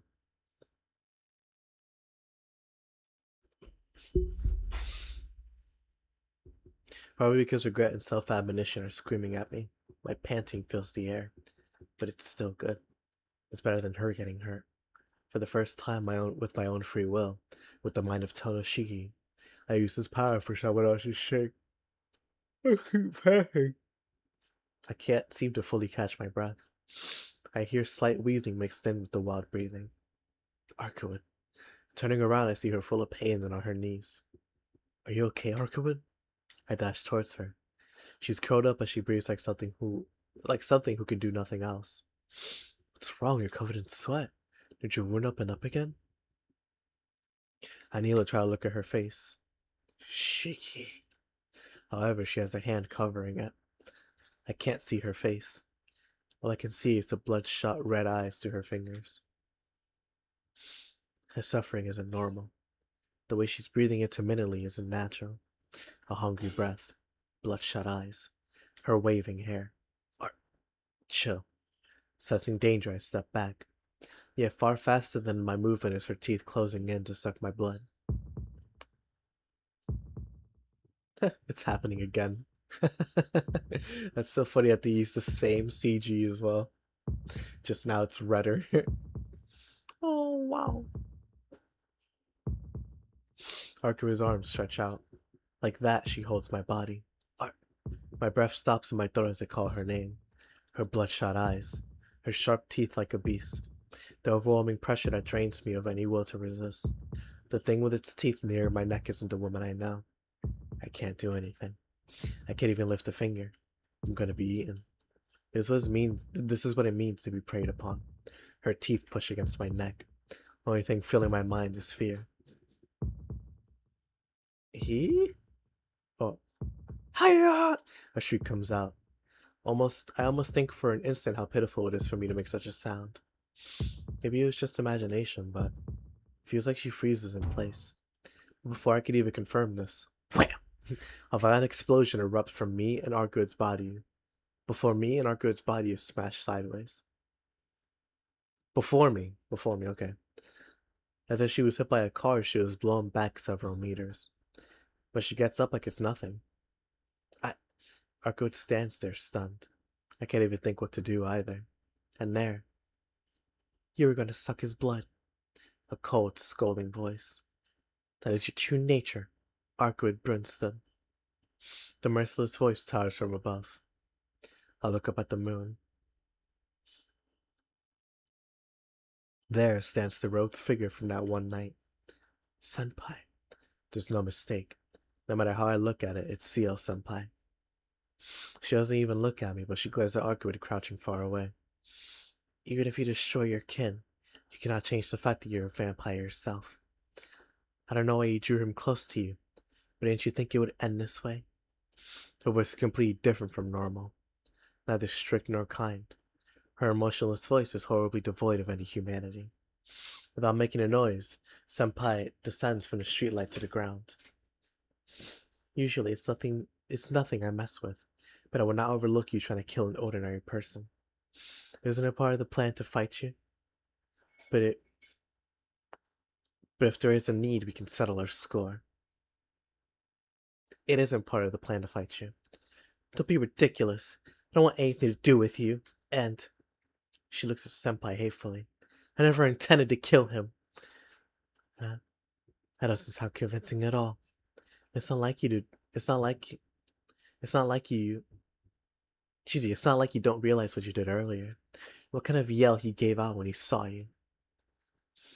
I don't care if you hate me, but you took your insanity and directed it at him. Shall we ask him how he felt? With a turn of her head, Senpai cast a glance on me for the first time. Arcueid averts her gaze painfully. Silence fills the park. A footstep. The rope Senpai takes only one step towards me. Get back, vampire. You had no right to stay by his side from the beginning. What? That's not true. I don't know who Senpai is or what happened to Arcueid earlier, but I can at least declare this. Because I myself want to be by her side. You're wrong. What's with you coming out of nowhere, wearing weird clothes and speaking like you understand everything? Arcueid's definitely a vampire, but she hasn't drunk blood even once. That was probably just a joke. You don't have any right to... Please be quiet, Tono-kun. She hasn't drank blood even once. Yes, certainly it's past 800 years. There's no record of her having any victims. However... Just shut up! I don't care to listen to whatever strange story you have to say. Look, if you try to get in her way, I'll never even... Whoa, excuse me. Wow, I didn't even realize that's what he said. Look, if you try to get in her way, I'll not forgive even you. After all, I'm helping her because I want to. It's none of your business to interfere. Tono-kun, yeah. An inkling of emotion enters her voice. I understand. If you say so, then I won't do anything else. However, Senpai changes her gaze to Arcueid. Arcueid looks away. Not at me or Senpai. As he said, Arcueid Brunstead, do you still intend to be by his side after this? Arcueid doesn't answer. She raises her head to look at me once, and then runs off into the night. Are you leaving, Arcueid? I start to run after her, but my feet don't leave the ground. Senpai walks slowly over to me. I won't let you follow her. I can't let you be killed, Tono-kun. And her hands are thin, rod-like blades.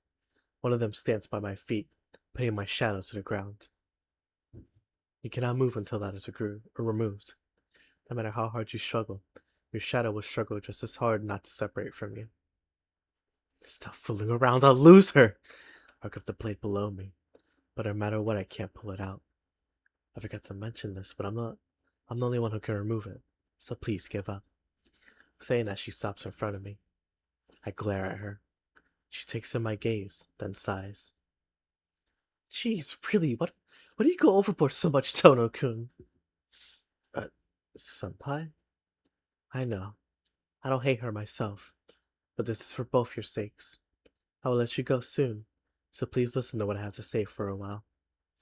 She looks up hesitantly. This is the leisurely Senpai I know from school. This is how even though I still can't grasp the situation, I start to calm down. This is abrupt, so I'm prepared for you to hate me. But I have something to tell you. I'm very sorry for restraining you like this. Senpai bows her head. She's dressed strange, but Senpai's still Senpai. It's okay.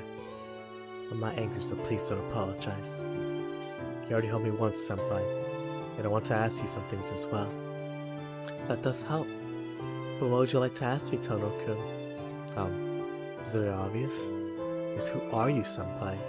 Just like that in smashing away Arcueid, and I'm the only one who remembers you at school? Senpai gives a sigh in response. Then let me ask, Tono-kun, what do you think about me? I heard things from Arcueid about the church and stuff. That's right. As you know, I am an exorcist at a church. My specialty is hunting vampires. I can't answer anything else. I think that is enough for you. Enough? Would someone like you even come to my school? If you want to exterminate vampires, well, wouldn't you be searching the city like Arcueid? No, there was a reason for me coming to your school, Tono-kun. Right. Since this overlaps with what I want to talk about, I will ask the questions from now on. Or, excuse me. with the talk I want to give, I will ask the questions from now on. Tono-kun, you seem to have teamed up with her, but do you know anything about what she's after? Yeah. Well, I heard he's the old type of vampire who drinks the blood of humans to expand his territory. Seems you know about the two main classifications of vampires, and I think you know about how he is imperfectly immortal. Yeah, about how he needs to drink blood to maintain his body. But on the other hand, as long as he can drink blood, he'll never age, right? Yes. But you can't say he's immortal in the end, can you? Besides, there are ones for whom drinking blood does not maintain their body fully, and there are some that are exterminated by us. You can't call something that can die like that immortal.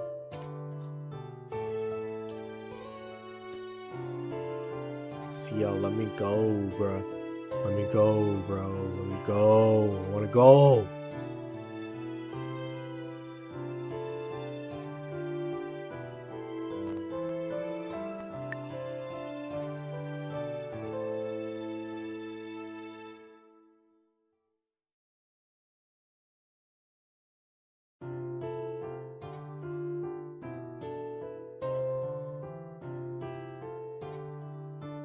Well, certainly he's not immune to death. I don't know what Senpai's trying to get at here. Is this related to why you came to my school? Of course. Jeez, please wait until I'm finished. Okay, but if you could give me the short version, I'd appreciate it. Oh, really? If that's the case, I'll explain as directly as I can. Senpai seems a little disappointed. Then a simple explanation. Anyway, the immortality of the vampires known as dead apostles is very unstable. For them, it's merely a prolongation of their lifespans many times that of normal people. Question. Not only are their lifespans long, but they also have unnatural powers. Is there any relation? Not really. Their individual powers are things they had when they were human, strengthened over hundreds of years. Continuing their studies from their human lives gives them these extraordinary powers. The dead apostles each have different goals. What they each decide to study is different. Because of that, there is only one who seriously studied immortality. He became immortal, yet he still researched it? Yes. The instant the dead apostles become vampires, they assume they have reached the limit of immortality as humans. However, he felt it was just a degeneration. He did not want something so imperfect. They wanted to come up with a more perfect immortality. Senpai seems to be engaged. As long as something has shape, it cannot perish. It cannot but perish. There isn't anything that can withstand the passage of time. Vampires merely have a resistance higher than that of humans. Anything living internalizes death the moment it's born. Even if in possession of a body which does not age, as long as it exists, it cannot escape death.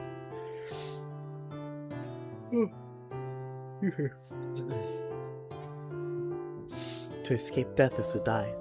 This contradiction is a problem that cannot be solved. Yeah, everyone has death within them. If there's someone who doesn't, then that's probably something that never existed in the first place. Even Arcueid can die during the day. There can't be anything that cannot die in this world. That's the reason, but he concluded that if he could preserve his existence after death, that he would be immortal. It isn't in our doctrine, but it's what you call reincarnation. Even if you die, if you could preserve your sense of self and start over again as a new human, that would be eluding death. Well, when he isn't completely annihilated, he isn't dead, so it's actually not quite eluding death. Reincarnation. You mean if he dies, he will start over as a baby? Yes. While he is alive, he chooses his next host, and when it is born, he transmits all the information of his self. His information stays deep within the baby until it matures, or until it gains its intelligence as its own. As soon as that baby has the intelligence to succeed as self, the baby becomes a new vampire that is him. It's just interesting that, like,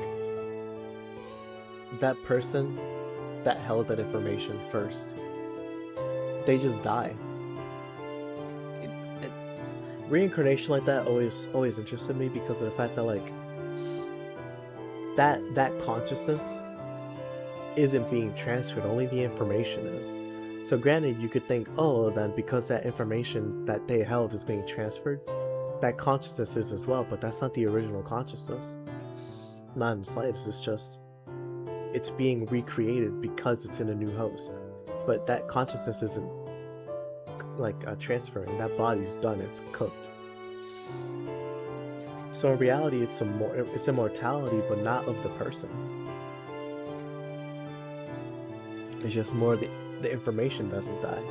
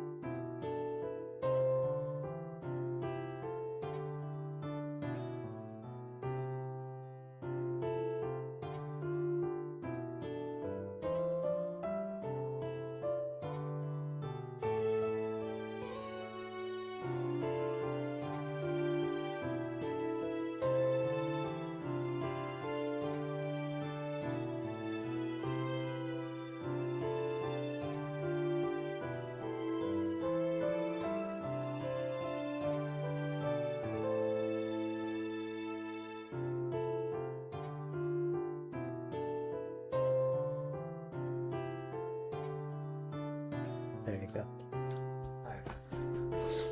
Wait a minute. What's that? Don't tell me that he does surgery on it while it's in his mother's womb or something. Or, well, it's in the mother or something like that. No, it's not anything medical. Because the instant his body's destroyed, he reincarnates into the body he chose as his next body. I said all of his information earlier, but to use simpler terms, think of it as his soul. Would it be quite correct to say his soul propagates through the air and takes over someone's body? But it's similar to an electromagnetic wave. In this case, the human brain is what does the transmitting and the receiving.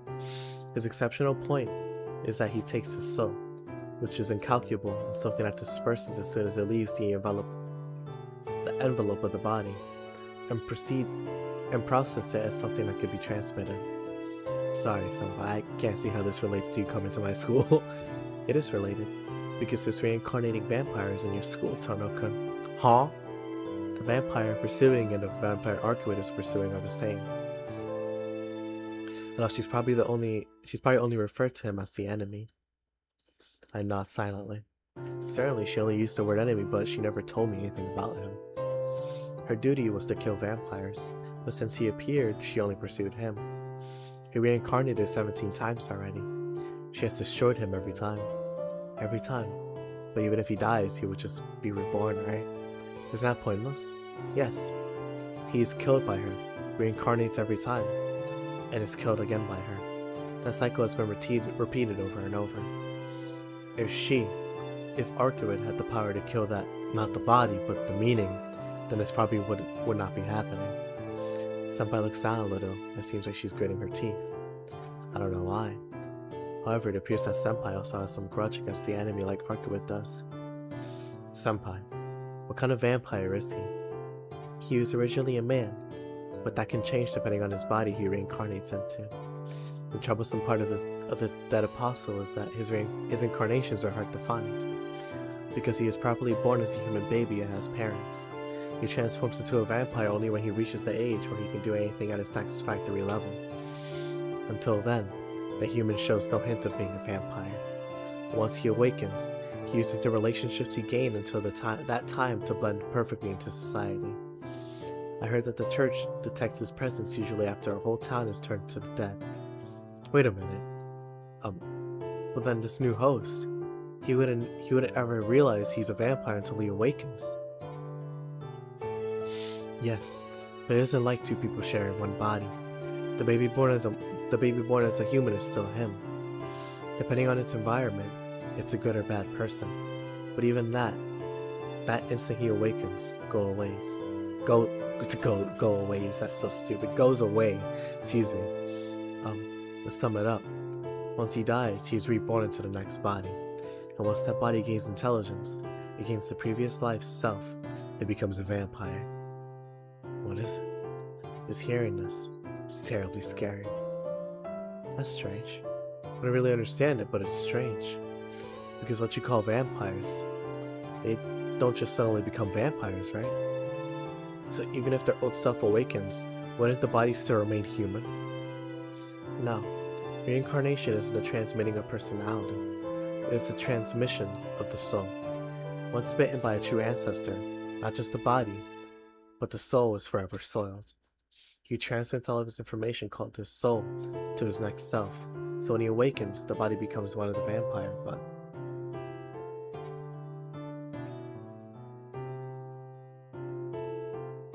But what? As you said, just that is too weak. He selects his next host, while he's alive. The family he's born into must meet two conditions. The first one being of wealth.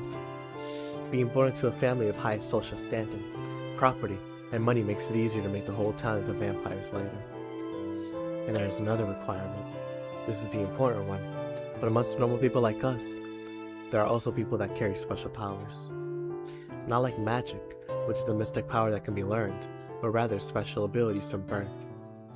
Such people are normally called demonic children or psychics. There are special abilities. These special abilities are genetic, so they are inherited, passed on by blood. He chooses those families that have something not human in their lineages. A family with wealth and influence and inhuman power. Those are the requirements for this host, Tono Shikiku. There's still something weird. I think that story's weird. What's weird is that Senpai's telling me this story. His name. Yes? Did you say something? His name. You keep saying his name. You keep saying enemy and him. But how can I understand that? Can't you tell me his name? I yell at her, not even knowing why I'm angry. She doesn't look flustered at all. She only looks at me sympathetically. No problem. Among the dead apostles, he is known as the Serpent of Akasha.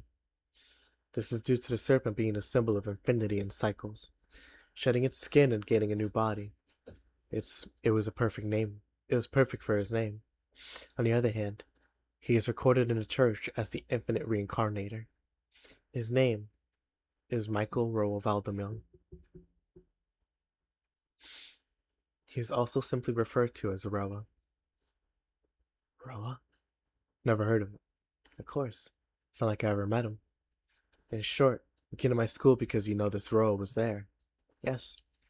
It truly was a sketchy feeling, but I knew this incarnation of Roa was there. I can sense Roa far better than Arcueid. That's why I came here much earlier than Arcueid and already found out who his new host is. The voice stops for some reason. Senpai looks at me sympathetically like before. I explained this before, but Roa chooses fine lineages and excellent bodies for his new host. So once you find out Roa is in this place, the answer comes naturally when you investigate the families which meets his criteria.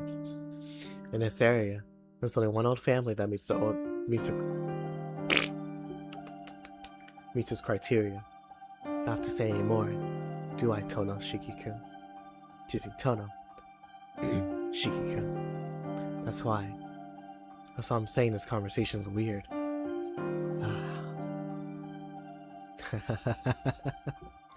I'm the one laughing dryly. What are you saying, Senpai? That can't be. Senpai doesn't answer, almost as if she's saying that I'm this row's host. But there can't be no doubt. The Tono family has something different in his blood. It has power, and a latent superhuman ability that Rowan needs. The power you used to defeat the dead earlier wasn't human. So this time, Rowa's host is unmistakably Tono Shiki.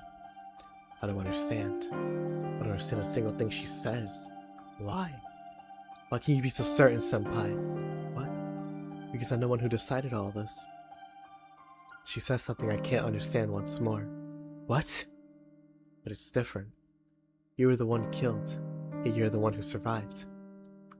The one killed survived, and the one who killed is dead. I think all the mistakes began there. She says so as if she's on the verge mentally. Senpai pulls a sword from the ground by my feet. Ah, that is all I had to tell you. I'll leave the rest for you to decide, Tono-kun. Leave it to me. But according to your story, to be honest, I don't know either. You're an incredibly ordinary person, like a student you could find anywhere. My intuition has to be wrong. Because there's someone who shouldn't be in a world like mine.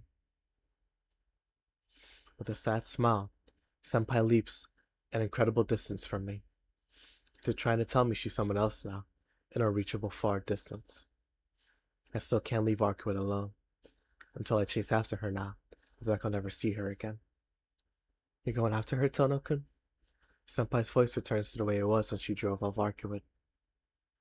An inflectionist voice devoid of emotion. Yeah, because you're the person of the church. I know she's an enemy of yours. But a lot of things happened, and I agreed to help her. So I have to look for her. I don't know what she'll do if I leave her by herself. Laughing as if it was a joke, I tell her later and turn around. Please wait. If you go after her, you will only get killed. You must not see Arcueid Brunstead again. Only get killed. Well, you may not believe me, but she really doesn't suck blood. She's quite a good person, actually. I know. Certainly she hasn't drunk human blood. However, that's at an end. A true ancestor who gives in to the vampiric impulse once can only fall downward from there. My feet freeze in place. Senpai? True ancestor. Vampiric impulse. What do you mean? I mean the desire to drink blood. Tono-kun. The vampires called dead apostles mostly become vampires after a vampire sucked their blood. To preserve their blood, to preserve their bodies, they need the blood of humans. In other words, they can't escape drinking blood if they want to live. But the ones that are vampires from the beginning are different. The dead apostles were originally humans like us, so maybe you can still call them human. However, if someone was born a vampire, can you call it human? Of course not. They're not human, they're a vampire.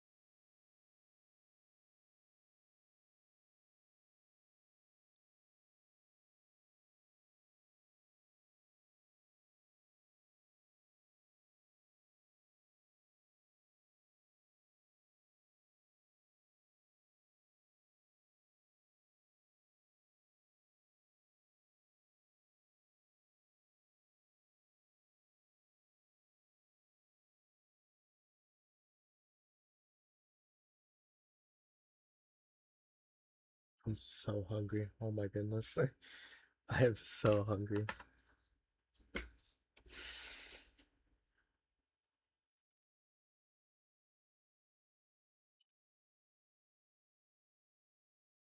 What are you saying, senpai? I'm asking about Arcueid. This is about her. I won't let you say you never thought about it. If dead apostles became human or became vampires from vampires, there has to be an origin, an existence that is a vampire from the beginning. These vampires that are completely different species from us, we call the true ancestors. Those who don't need human blood, and have special powers equivalent to, no, surpassing the dead apostles. She is a member of the royal family of the true ancestors. Although she, although she, although they don't really have a rank structure, so, excuse me, although they don't really have a rank structure, so saying royal isn't quite accurate. So what, senpai? This conversation doesn't have anything to do with me. It does. These vampires on his true ancestors have a deep man. Toast right now sounds amazing. That sounds so good.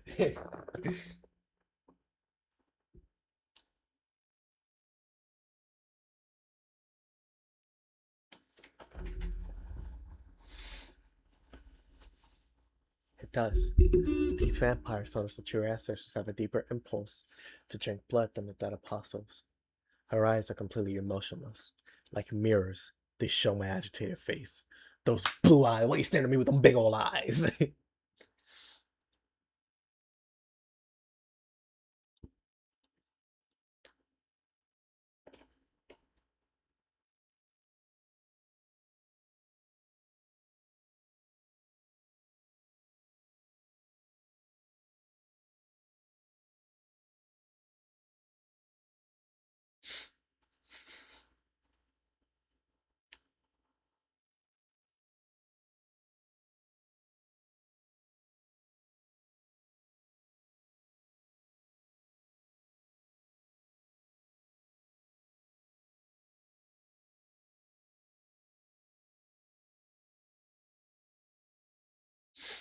I wonder, because like DeMar DeRozan, he signed with the Spurs for like 2 years, I think 2 to 3 years. He was with the Bulls for like four, and then he was with the Kings for like one to two. He's definitely a Toronto Raptor, there's no question about that. But he might have been treated better by the Spurs. I'm not gonna lie, like he really might have been. If he signs with the Raptors, that'd be cool. Because like Kyle Lowry retires with them, DeMar DeRozan goes there, and then Kawhi goes there as well. If they bring a chip to Toronto again, that'd be so fire. I'm not gonna lie, that'd be so tough.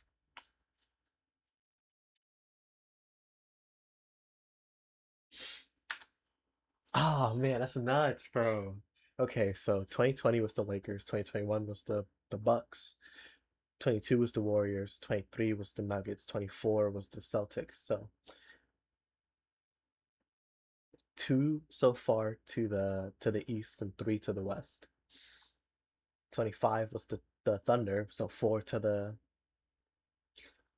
West, and then 26 the Knicks. So three to the East and four to the West.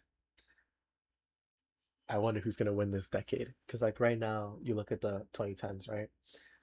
2010 was the Lakers, 2011 was the Mavs, 2013 was the Heat, 2014 was excuse me, 2012 was the Heat, 2013 was the Heat, so 2-2 split right now. Spurs 2014, 2015 Warriors, so 2-4. 2016 was the Cavs, 2017, 2018 Warriors, so 1, 2, 3, 4, 5, 6. Wow, 6-3, my goodness. And then 2019 was the Raptors. 6-4. Jesus, my goodness. And three of them were LeBron. That's funny. Do you see, Tono-kun? The true ancestors can live without human blood. However, maybe a mistake happened in their evolution. Or maybe there's no such thing as a perfect existence. But anyway, there's a period when they desire the blood of humans. That instant, a human has his blood drunken by them. He no longer remains human. The true ancestors are on a scale different from humans as creatures. When the powerful life of a true ancestor touches the blood of a human, the sheer difference means a human cannot remain human after such contact. Like a small wave absorbed into a larger wave, that person becomes a part of the true ancestor. To simplify, it becomes a blood. A blood. Sorry, it does. It becomes a crip. Sorry, a doll. The problem is, there's no reason for their vampiric impulses. There's no reason, so there's no way to stop it. The fatal flaw in an otherwise perfect existence. You can call it a terminal illness. Anyway, they live by resisting their urge to drink blood. It isn't a matter of using the mind to put up with it. They all use their powers to resist the urge and seal it within themselves by force. By using their enormous power on themselves, they are suppressing the vampiric impulse. But if something external causes them to lose their power, what do you think happens to their ability to suppress it? If something external causes them to lose power, such as receiving a wound which requires power to heal, or using power to regenerate after being killed completely. So let's say she has 10 units of power, and she uses 7 of them to resist the urge to drink blood inside her. But if for some reason she uses 5 out of the 10 units, then even if she uses all of her remaining power, she can only use 5 units of power to resist. It's not enough. Then, what will it take away from her? And what happens to the true ancestors who couldn't resist Senpai? They drink human blood, of course. After that, nothing. Once they give in, they keep on falling. Once a true ancestor knows the taste of blood, I hear the urge becomes many times more powerful than before. As a result, they aren't able to resist the urge anymore. Before. And when that happens, they become the dreaded demon lords. True ancestors are certainly a superior race, but since they bind themselves to resist the vampiric impulse, they can never utilize their full powers. But once they fall, then there's no longer the need to restrain themselves. Then, they just become demons which suck human blood for their own pleasure. I remember how Arcueid appeared earlier. Her bloodshot eyes, her wild breathing, her breath assailing my neck. Lies. It's a lie. Because she certainly said she's scared of drinking blood. Yeah, she's scared. Because when she does it, she knows she won't be able to stop. If there is any salvation, it is that the urge is instantaneous. The true ancestors keep just one subordinate for the time. The urge gets too great to suppress. That's the beginning of those called dead apostles. They are something that's already dead. A vampire kept alive for the sake of easing the pain of the true ancestors. That's the form of the vampire in a city. It was a long one, my goodness. I mean, we are close to the end of this route. There's so many things I gotta go back and see.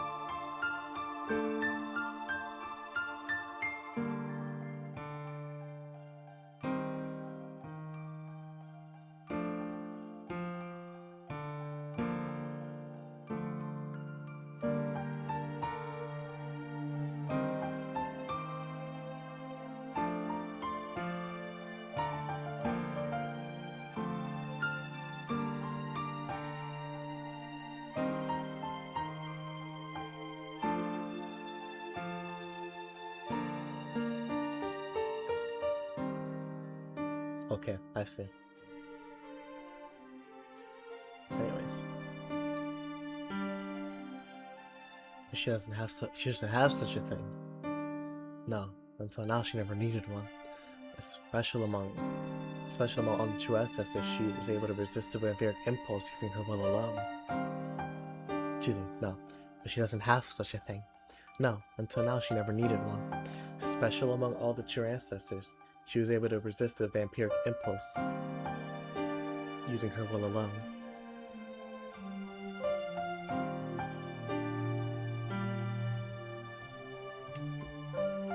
Then there's no problem. Once her wound heals, once her body returns to normal, she can resist it, right? Technically. But there is a limit, Tonoku. The vampiric impulse has no end, and it will not go away. The resisted urges, which build again and again, will eventually overflow their vessel.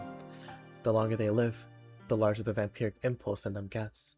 And when they can no longer restrain themselves with their own power, when the impulse overwhelms their power, their lives are ended by others. That's the lifespan of those without lifespans. But Arcueid's okay. She's just weak because of me. So after a few days she'll... Perhaps. But she reached her limit already. Even though she was only actually active for a few years, the amount of time of her existence does not change. The urge which has grown inside her will soon consume her. There's no denying that now is not the time.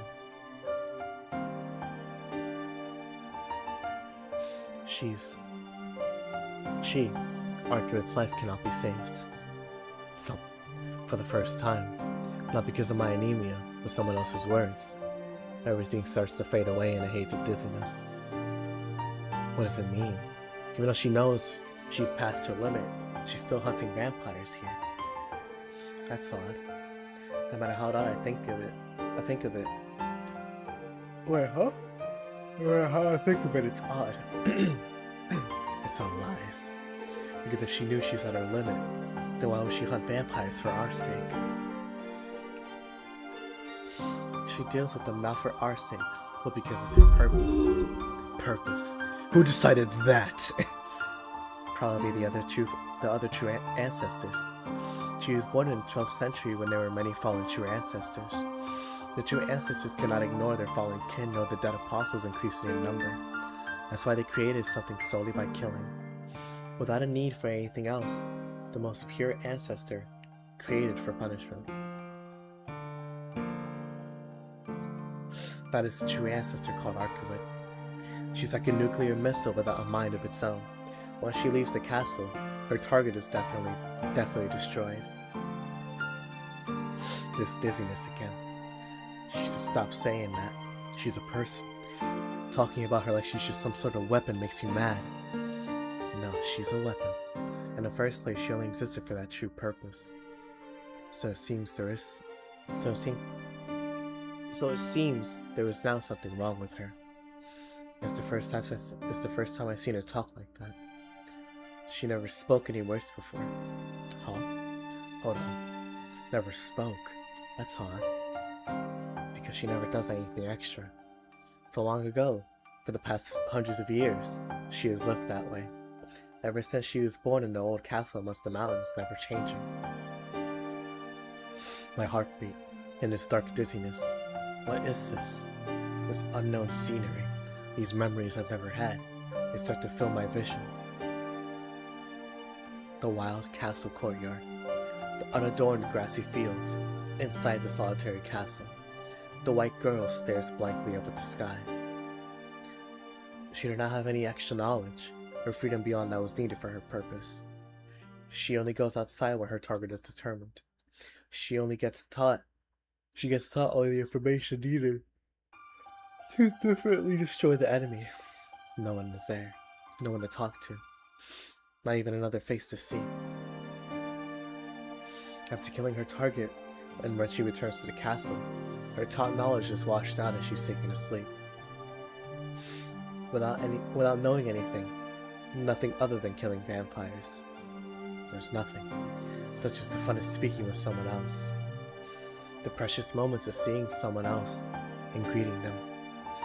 She was excluded from all of it. Her power was strong enough to defeat the fallen true ancestors. But it's ironic.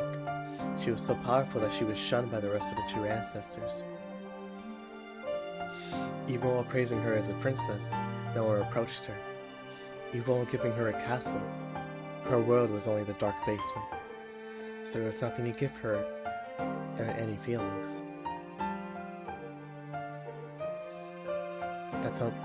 That's it's almost enough to make me pity her for living.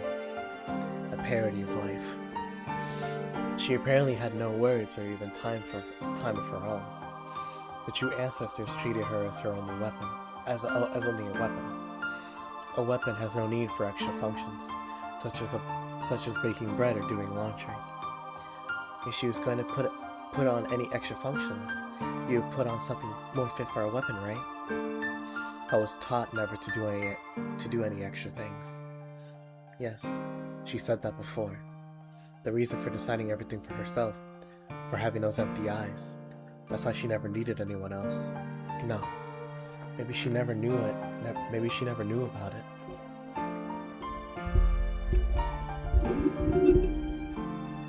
All they wanted of her was to be a superior killing machine. That's why she doesn't know anything. I don't mean something like that, like the big meaning of life, not even the small joy of just living normally. She was always so cheerful.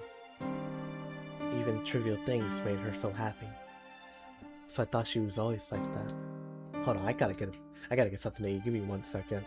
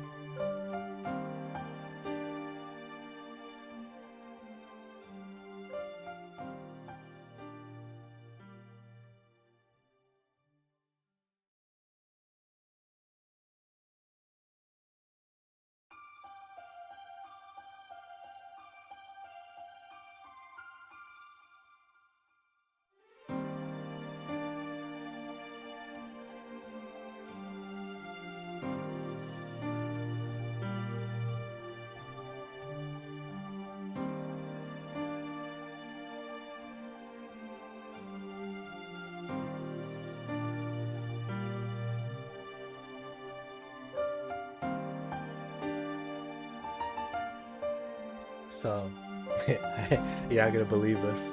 Oh, you probably will actually. I got 2 bananas. I got 2 bananas because I don't have the time to make something like more in depth than that because I'm still streaming. But I'm gonna, what's it called? If I'm still hungry, I'm gonna get a 3rd one. But trust and believe.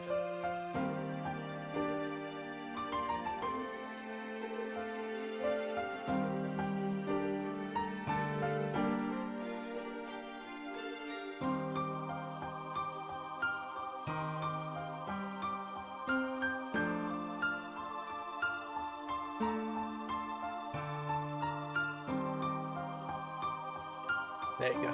Okay.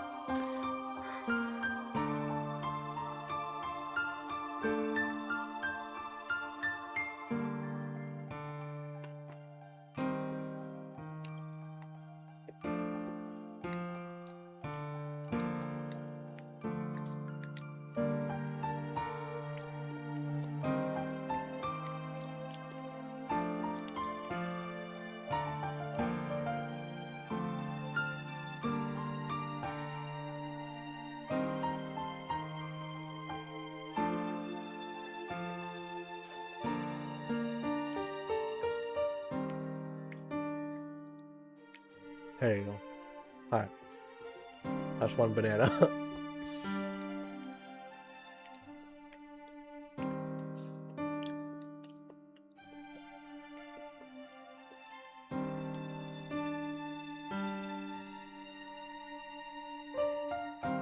Okay. What was it? She was always so cheerful. Even trivial things made her so happy. I thought she was always like that, but I was horribly wrong. She really was, just enjoying those simple things.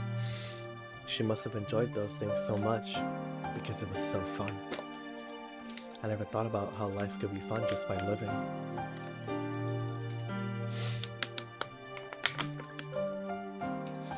Where, stream chat, so I can see for a second. So in the last stream, if some of you were there or some of you have seen it, in a chat, one of my friends was there talking about one of the scenes that happened. It was, the scene where they're in the school, and how Arc just doesn't understand, like, living just to live, like, not without a purpose, and it was interesting. It was super interesting. I'm gonna click on it real quick.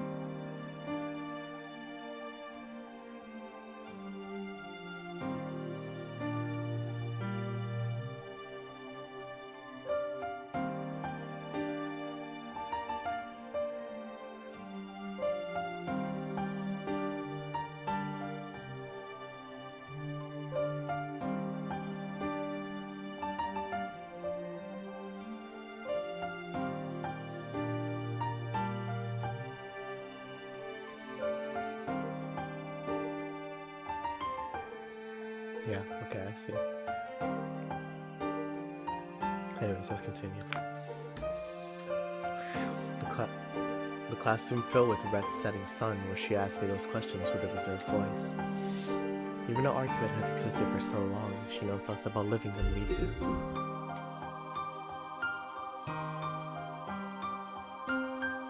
If you convert it to the time she was allowed to move freely, it is amazingly short. Her lifetime was spent almost entirely in sleep. Most likely a deep, dark sleep. Really? I have enough fun talking, you know? I have enough fun just talking, you know? After dealing with all the fallen true ancestors, she did not leave the castle. Having fulfilled her purpose, the true ancestors sought to educate her properly. However, she could not be set free.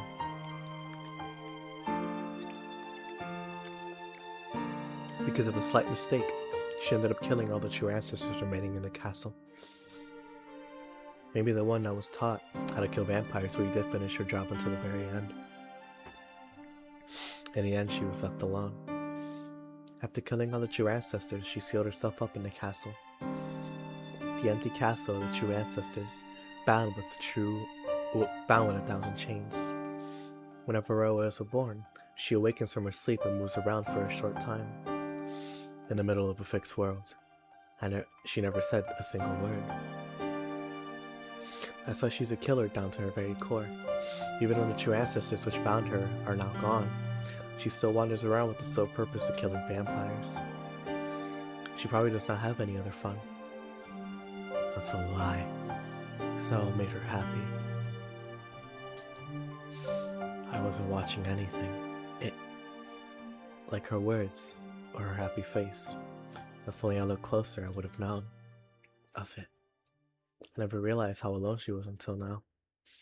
All things we feel and take for granted, such as talking with a friend about meaningless things, or the fun that lets you forget time. At the end of the day, lying down in a bed in peacefulness with just staring at the ceiling. To her, those unimportant things are priceless moments of happiness. All of it. What is misery? It's her not knowing how miserable she is. Wow. What a quote.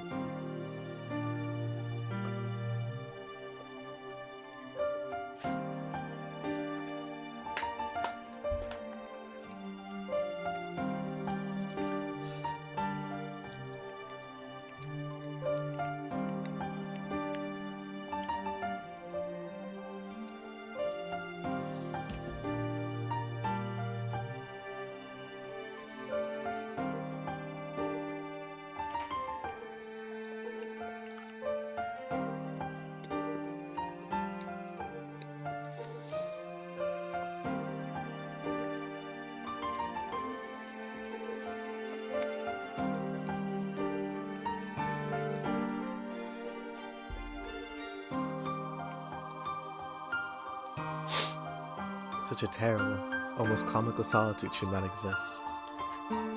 Lies. All of it. Enough with all these difficult things. I never knew she felt such happiness from trivial things. If I could let her know that such things were things she could always enjoy, it would have been such a great. Tanoka? Her voice returns my vision to normal. What's wrong? You suddenly went quiet and spaced out. Were you listening? No, sorry, I don't remember. Heard you speaking, but it felt like someone else talking. Senpai nods doubtfully. In other words, it's okay. I don't care what she did or what she's like. I can't leave her alone any longer, so I'll be gone. Turning away from Senpai, I start to walk towards the city. Tono-kun, once a true ancestor fails to suppress the vampiric impulse, there's no hope for recovery. If she appears in front of you, it means she came to drink your blood. I think what she says is the truth for her. It's a different truth for mine, it's a different truth than mine. That's not true, because he hasn't drunk blood yet. No, if I had not stopped her, she would have drank your blood. You're wrong, because she stopped. Arcueid is fine. That's why even if you didn't stop her, the result would have been the same. Yes, certainly. She stopped right then.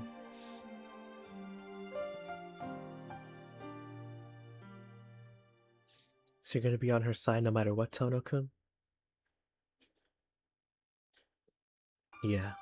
Sorry, Senpai. Senpai doesn't answer. I think I hear her sigh. We may end up fighting, you know. Maybe. But I won't apologize, Senpai. There's no response from Senpai. Just her presence getting farther away. Disappearing footsteps. Without turning around, I head towards the town shrouded by night. That was a long one. Very in-depth character analysis on Arcueid Brunstead, bro. That classroom scene makes a lot more sense now. She was so interested because she's a weapon. All she's known is how to be a weapon, nothing else.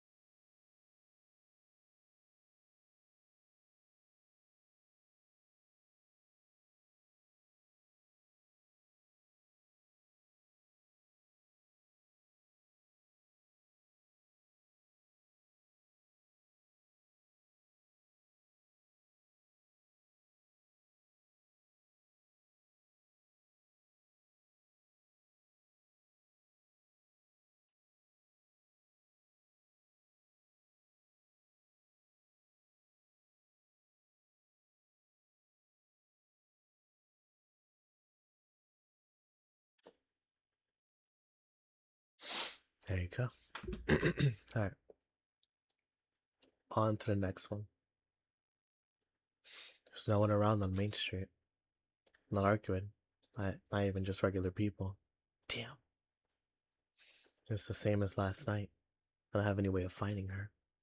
Right now, even though I want to see her so badly, I don't have any means. Even though she's in so much pain, I can't help her at all. Damn it. I'm so irritated, it drives me nuts. Somehow I have to find her somehow. I have to find her somehow. Or else I can't move forward. I gasp painfully. Even though I ran all through the city, I don't see her. My body's exhausted, and I can't get enough of it. I can't get enough air. I breathe harder. The scar on my chest throbs with my heartbeat. Until now, I never hated this fragile body this much. I hungrily breathe in air. I can't find her. I won't find her just running around aimlessly like this. I struggle for breath. If if I have any chance of finding her, it would be.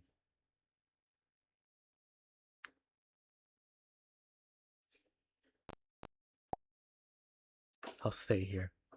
We promised. We promised to meet here. We still haven't fulfilled our promise for tonight. To meet here and to fight together. So, if I can't break this promise and if she thinks it's important too, Arcueid will come back here. I can only continue to believe in her and wait here.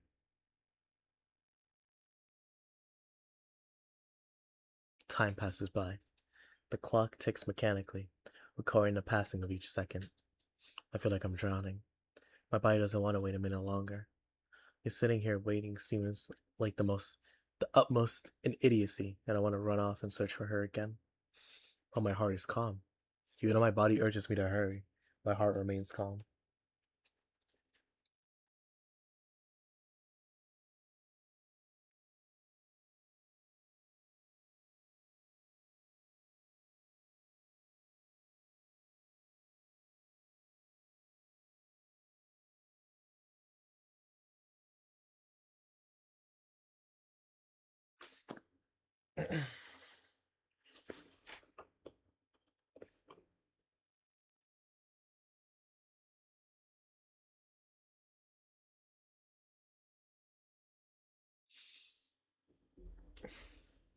Even though my body urges me to hurry, my heart remains calm. I cannot. I continue waiting, staring up at the moon. It's horribly quiet. No sound, as if the night froze everything. A quiet stillness, as if Arcueid and I were the only ones in the entire world. If I can stay in such a place, then it isn't painful at all to wait for any amount of time. So right now, I'm drowning in bliss. Only time passes by. Just 2 hours until dawn. If the day breaks, Arcueid and I will probably never see each other again. Was I right? I was wrong. And time just passes by. And then I go, oh no, she's here. Never mind, I was right. And then like a white rabbit in the snow, she unexpectedly arrives in the park.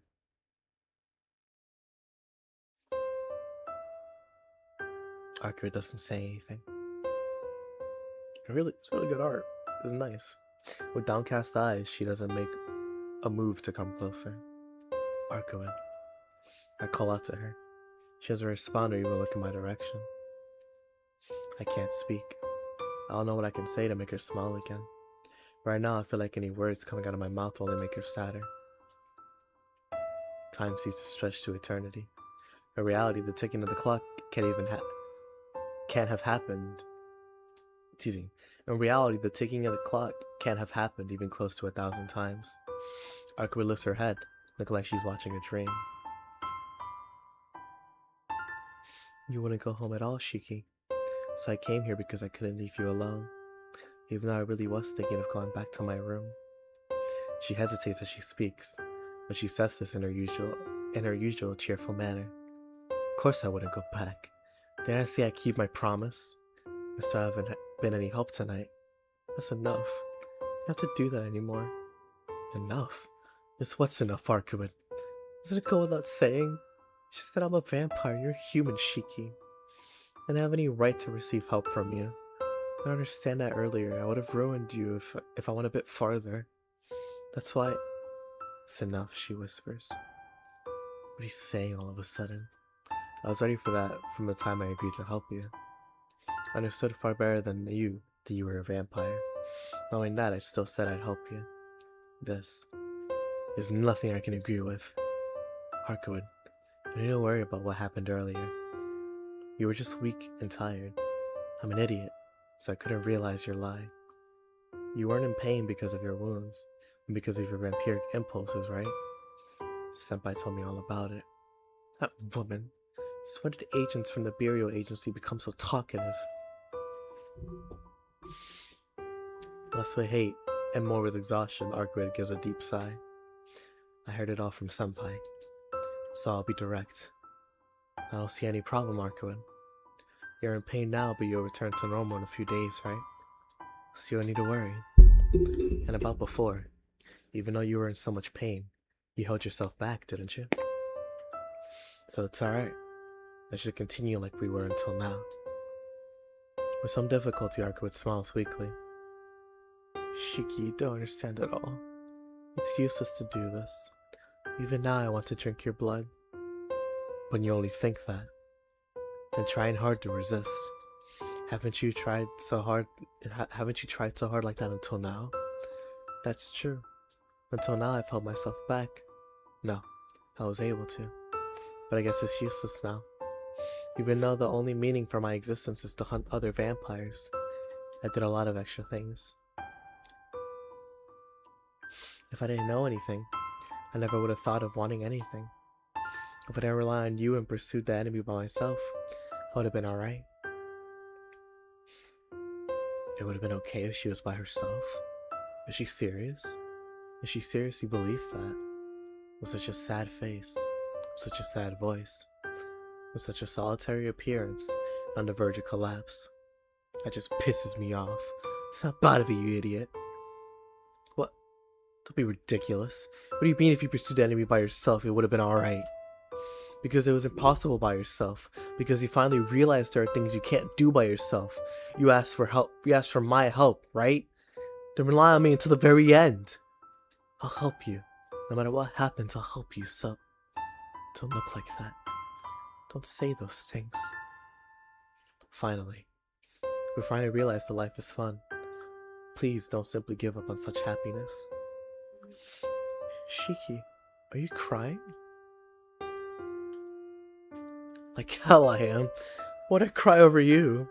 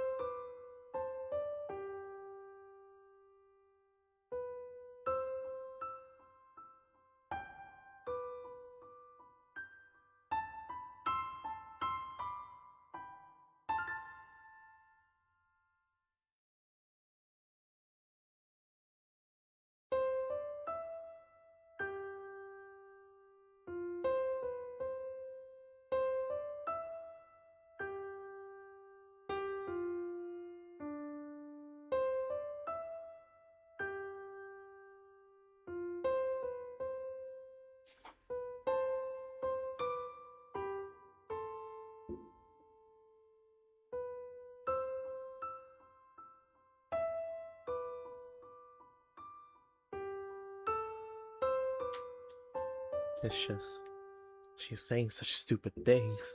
Makes me so angry that my emotions are going crazy. Anyway, we'll continue searching for this vampire, okay? If we can defeat this rogue guy, you can go. Well, I just ruined the moment. You can get some rest. And everything's solved. There aren't any problems, alright? With terribly peaceful eyes, she gives a quiet nod. But it's too late for me, Shiki. You said I held myself back before, but I really didn't. Back then I only stopped because you became afraid of me. Many people have been afraid of me, like a monster. So I didn't feel anything when hated or feared. But it really is strange, you know? I really didn't want you to look at me like a monster. But I am a monster no matter how you look at me. She forces out a dry laugh. No, it just happened so fast, I was surprised. That's a lie. That's a lie even I can't fool myself with. Arcueid painfully looks away. Sensei told me before. You only hurt the other person when you tell lies that you can't even deceive yourself with. That's why I stopped for an instant. I was scared of you looking at me like that. I would break apart if you looked at me like that in the future too. So, I won't see you anymore. What? Let's say goodbye here, Shiki. We probably associated too much with each other. She turns around swiftly. She says this while trying not to look at me. Associated too much, huh? Maybe that's true. For both me and Arcueid. If we never knew about each other, this would have never happened. I would have just returned to my normal life, and she probably kept going by herself. You're right, but we have associated too much already. But I think we're fine like that, because isn't always being by yourself lonely? Arcueid doesn't answer. She looks so vulnerable. I want to embrace her and support her.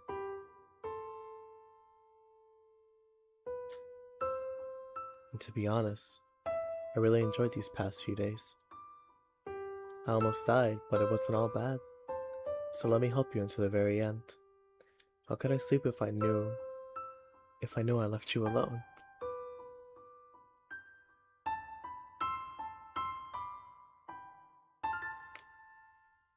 No, you don't have to worry about me. I will kill Roa no matter what. I will destroy him even if it kills me. We've done enough already, Shiki. The city will soon return to normal, so you don't have to worry anymore. Her voice as she faces away from me has no trace of her usual brightness. I can't bear this anymore. I'm gonna stop acting like this. Idiot. That's what I'm worried about. Saying that, I draw closer to her. Arcueid tries to escape. I grab her arm from behind and make her turn around. Shiki.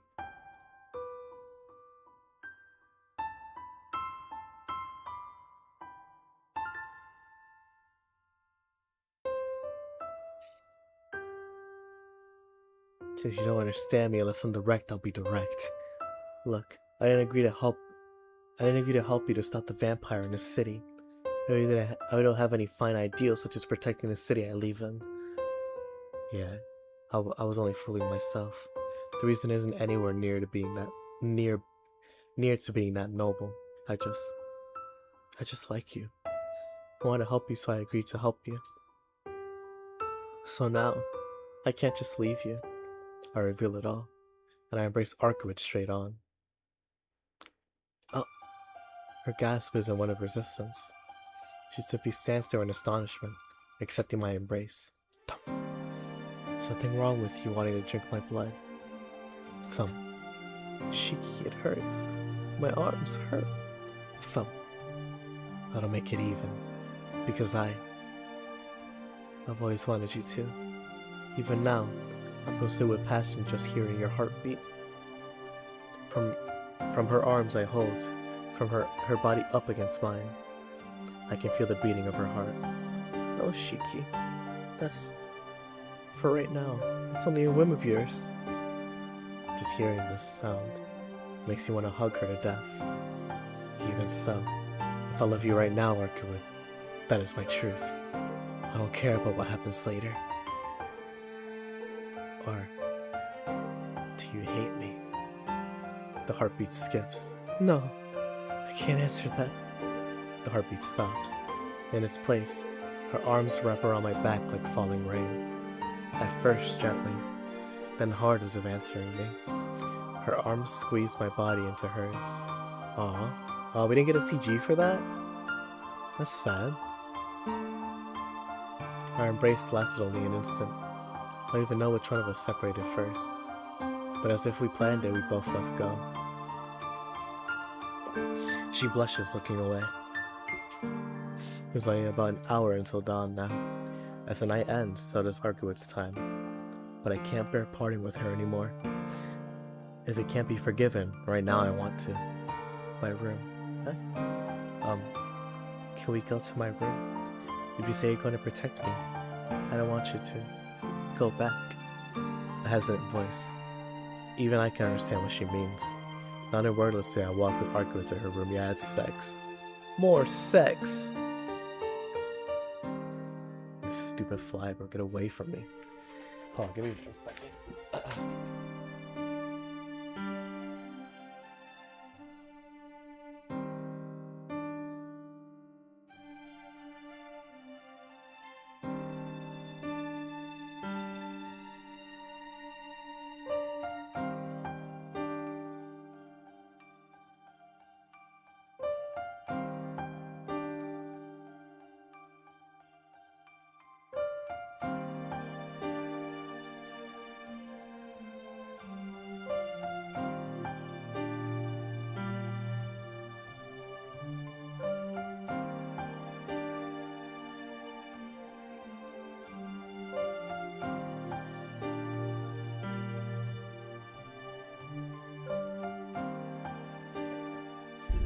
enter before her. Behind me, I can sense Arcueid. If I turn around, I know my feelings will rise out of control. But still, my mind is almost surprisingly calm. I don't quite understand it myself, but perhaps it is the contradicting impulse of being insane yet sane that loving someone brings. Arcueid. I try to turn around. Before I finish, I feel her hand lightly rest on my back. Don't turn around. Wait just like this for a while. Her voice is exceedingly calm. The hand on my back doesn't move, as if making sure of something. Hey Shiki, do you remember when I first waited for you? Yeah, I remember. Only one I killed was waiting with us. The one I killed was waiting with a smiling face. How could I forget? Yeah, back then I really hated you. Despite her words, her voice is very gentle. Arcueid? I knew I wouldn't be able to suppress my vampiric impulses by myself any longer, and this probably would be my chance. And I pursued Roa. I thought I finally found him, and that someone I didn't even know killed me and ruined everything. Back then, all I could feel was hatred. And I found the one who killed me and waited at the road for such a long time. I was thinking you should just hurry up. Hurry up and come here. Once I saw you, I'll make you suffer the same fate. I really did hate you. I hated you so much I thought my chest would burst with hatred as I waited. The pressure on my back increases. Arcueid? But no one has ever killed me like that before. I was a bit curious about what kind of person you were too. And I never thought so strongly about someone before. In the beginning it was just hatred. It started to slip and I wondered what kind of human you were. Soon I wanted to meet you to find out about you.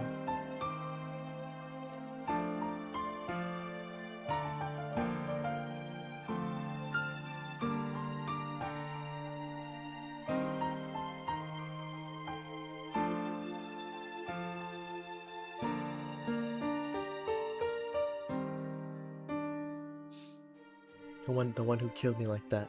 For the first time I almost lost track of myself, and I kept wondering. Shiki, what you said before, about how being yourself is lonely. I thought it wasn't true. Being by yourself is lonely.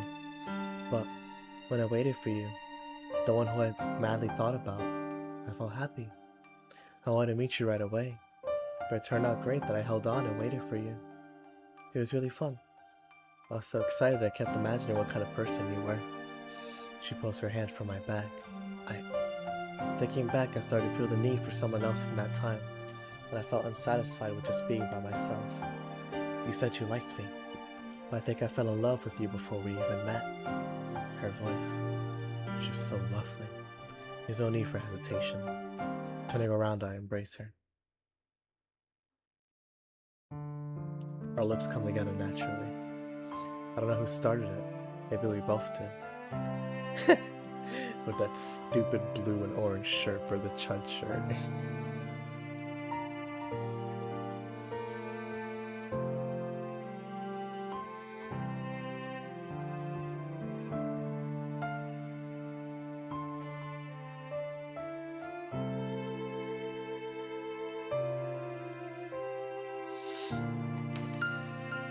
We just did it gently.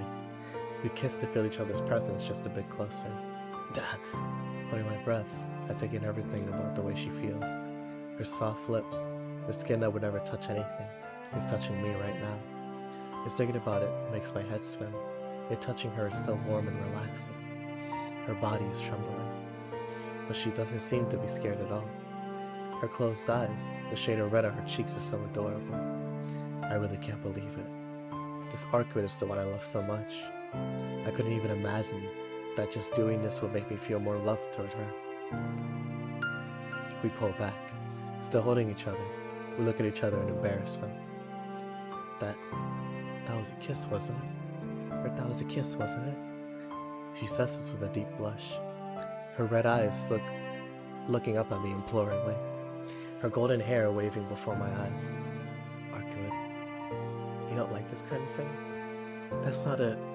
My heart's beating fast right now. Thump. Certainly, her heart is beating loudly. Or is it my heartbeat? She looks straight into my eyes. But this is troubling. I'm wondering if this is really okay. Yep, how could I forget, right?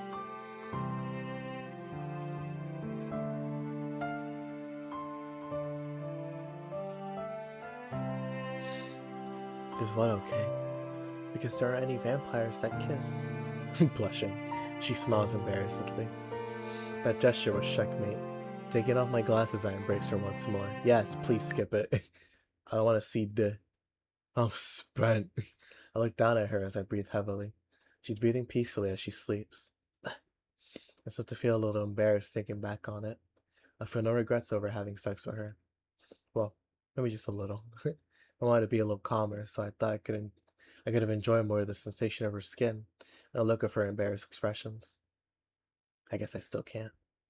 I'm doing my best only keeping up with her. Actually, I'm not sure a day will come where I can be calm about Arcueid's body. Even today, I don't remember much about what I did. All I can remember is how good it all felt. If tiredness is an indication of how good it was, I'm so exhausted I can't even walk right now. Stifling a yawn, I look down at her sleeping face. I really do love her. She answered my selfish love. It might be different form from the love that I'm feeling, but Arcueid needs me too. Just that. Just that makes me extremely happy. Not the fact that I'm needed, but for her, who until now was always alone.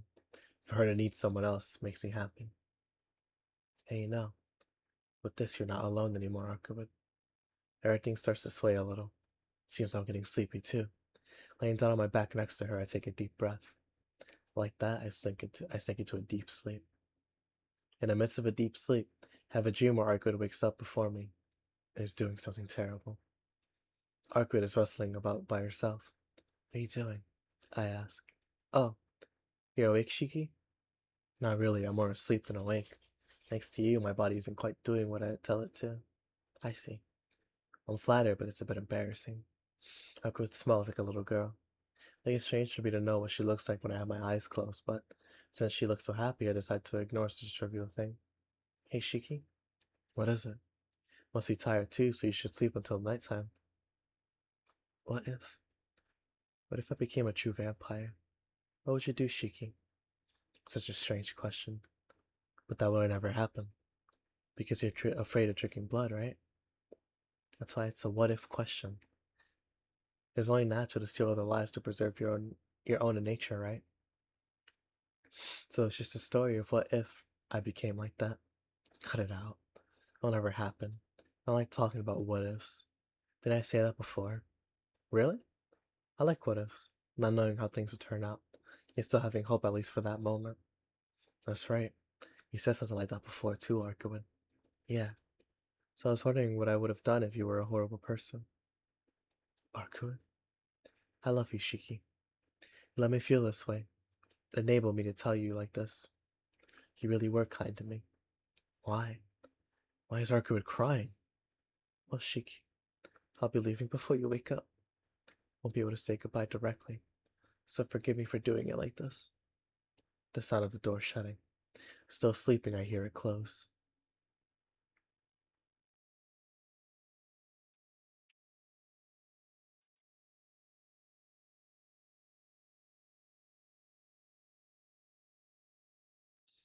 I wake up. Bright sunlight streams in through the curtains. Looking at the clock, it just turned noon. Crap, school! I quickly get up. But come and think of it, it's Sunday today, so I need to go to school. If there's anything I should worry about, is the fact that I stayed over at Arcueid's place without calling home. Come and think of it, I think I saw a weird dream. A dream where I was talking to Arcueid and she kissed me at the end. Ah, I'm really out of it. For me to see such a happy dream when Arcueid is sleeping right next to me might be proof I'm really just happy right now, though. Do you think so, Art? I turn to the bed, and my voice cuts softly. Arcueid? I look at the bed in shock. There's no one there. Arcueid isn't around anywhere. I'll be going now. In my dream, Arcueid said that. Hey, wait. Look around the room. But of course she isn't anywhere. The only thing I find is a single piece of paper on a table. What? I don't know if it's some kind of joke or it's in another language. But the paper only has the word bye written on it. Why? I don't want to believe it. More than that, I can understand what Arcueid did. Why? Gotta be kidding me. Why, it's just too simple. We even promised. We promised to be together. I told her I'd help her until the very end. Why? Why did she go off by herself again? Why, Arcueid? I skim as loud as I can and crumble a piece of paper.